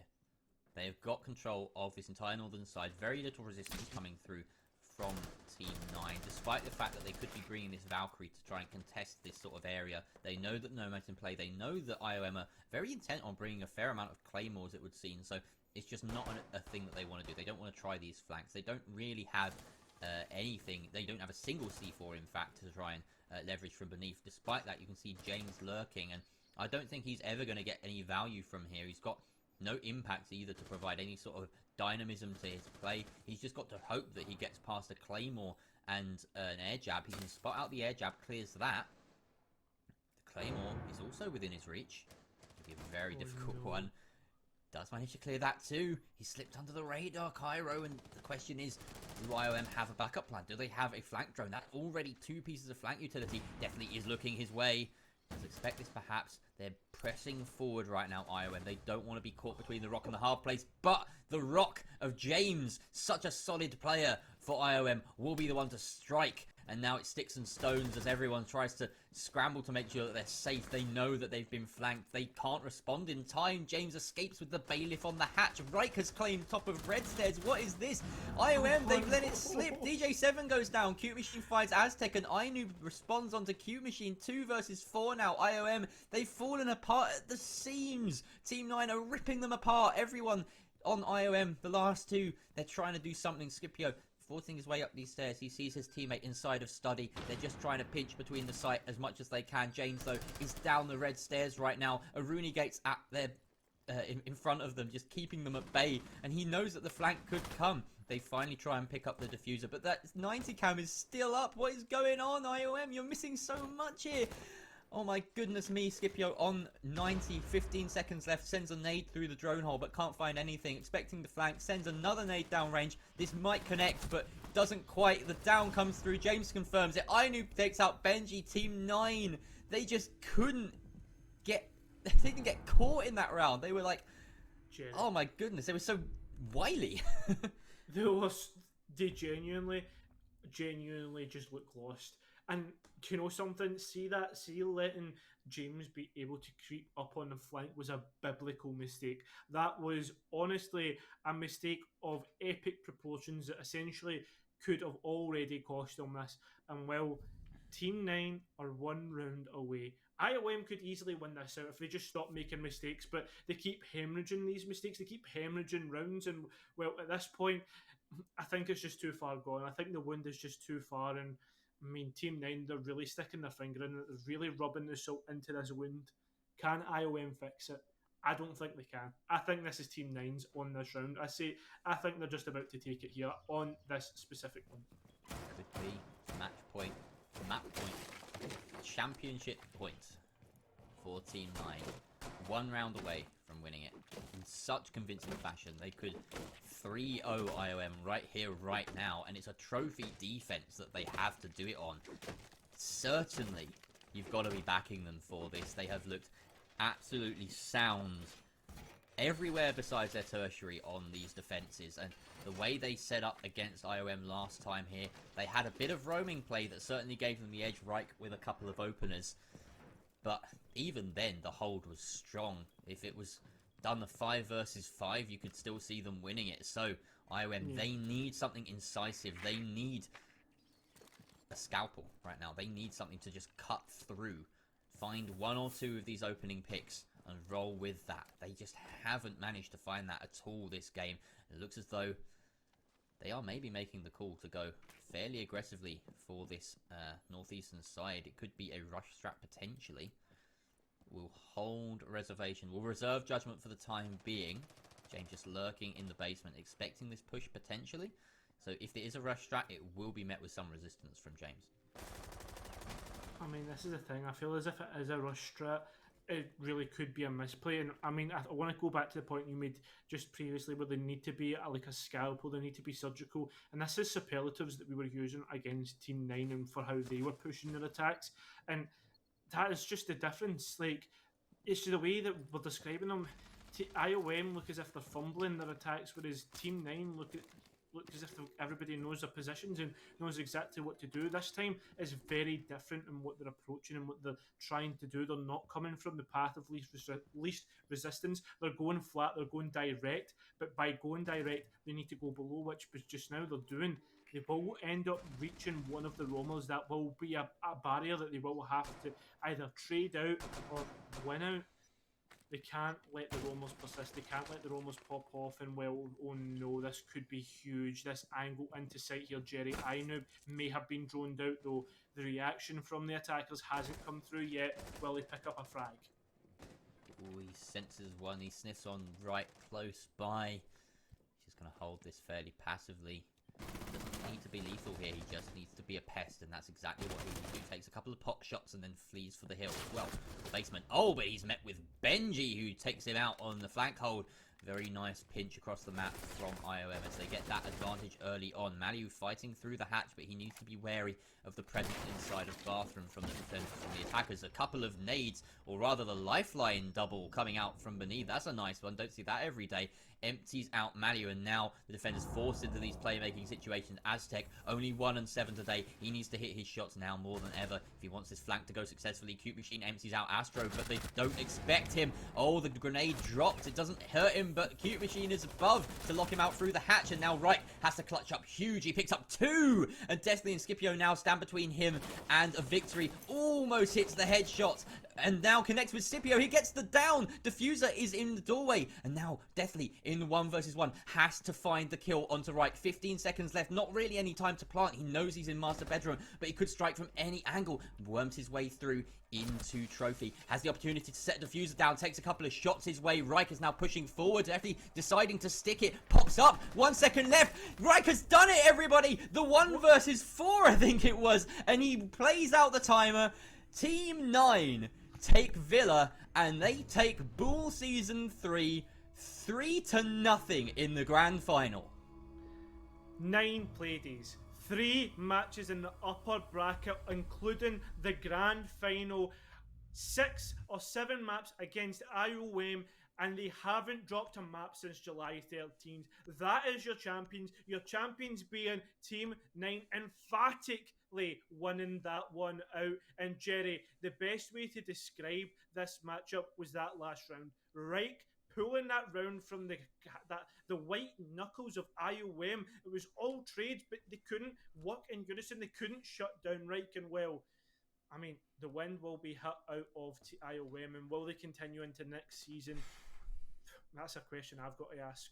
I don't know. I mean, that was a crazy one. Of course, it would be Reich with a 1v3 clutch at the end to win the whole thing. Was it 1v4? It may well have been. I don't. Yeah, in fact, it was 1v4. Yeah. 1v4 and getting the 3k. So, I mean, that is just incredible. Team 9, you have Reich to thank, but you have yourselves to thank as well. That was a brilliant team performance, not just a one-man show. Of course, he got his moment in the spotlight at the end, though. It wouldn't be any other way. So, Team 9, it's party time. I think it's time to bring out the disco ball. Yes, let's go. Having a celebration. All right, let's get going. Do we have music? We don't have any music. I don't. It's disco ball is on. Hey, Pete's got the music. This is not flashy enough. Hold on. There we go. Yeah. Woo. And this is really very high up. The disco ball, in case anyone's wondering. It's on a music stand. It doesn't really go very high. You know, this is the university league. We're on a unit budget. There you go. All right, so I'm just going to hold this here for the rest of the like sort of sign off. Pyro, it's a little bit awkward for me, so maybe you want to take us out while I do this basically. Right. Well, I think we need to give a massive thank you to our producers. That's Noah and Pete. They've done a great job so far. This is going to be long. Give us a great thank you out to Science and Dan, even Kenny and Fungus. They've done a great job. Obviously, Fungus with the socials, our admins, Jerry, I think I said Jerry there, Max T and Santa, and obviously the organizer of the whole thing, Peak. But thank you to all the casters. I don't want to try and name everybody because, well, I don't have a great enough name for that.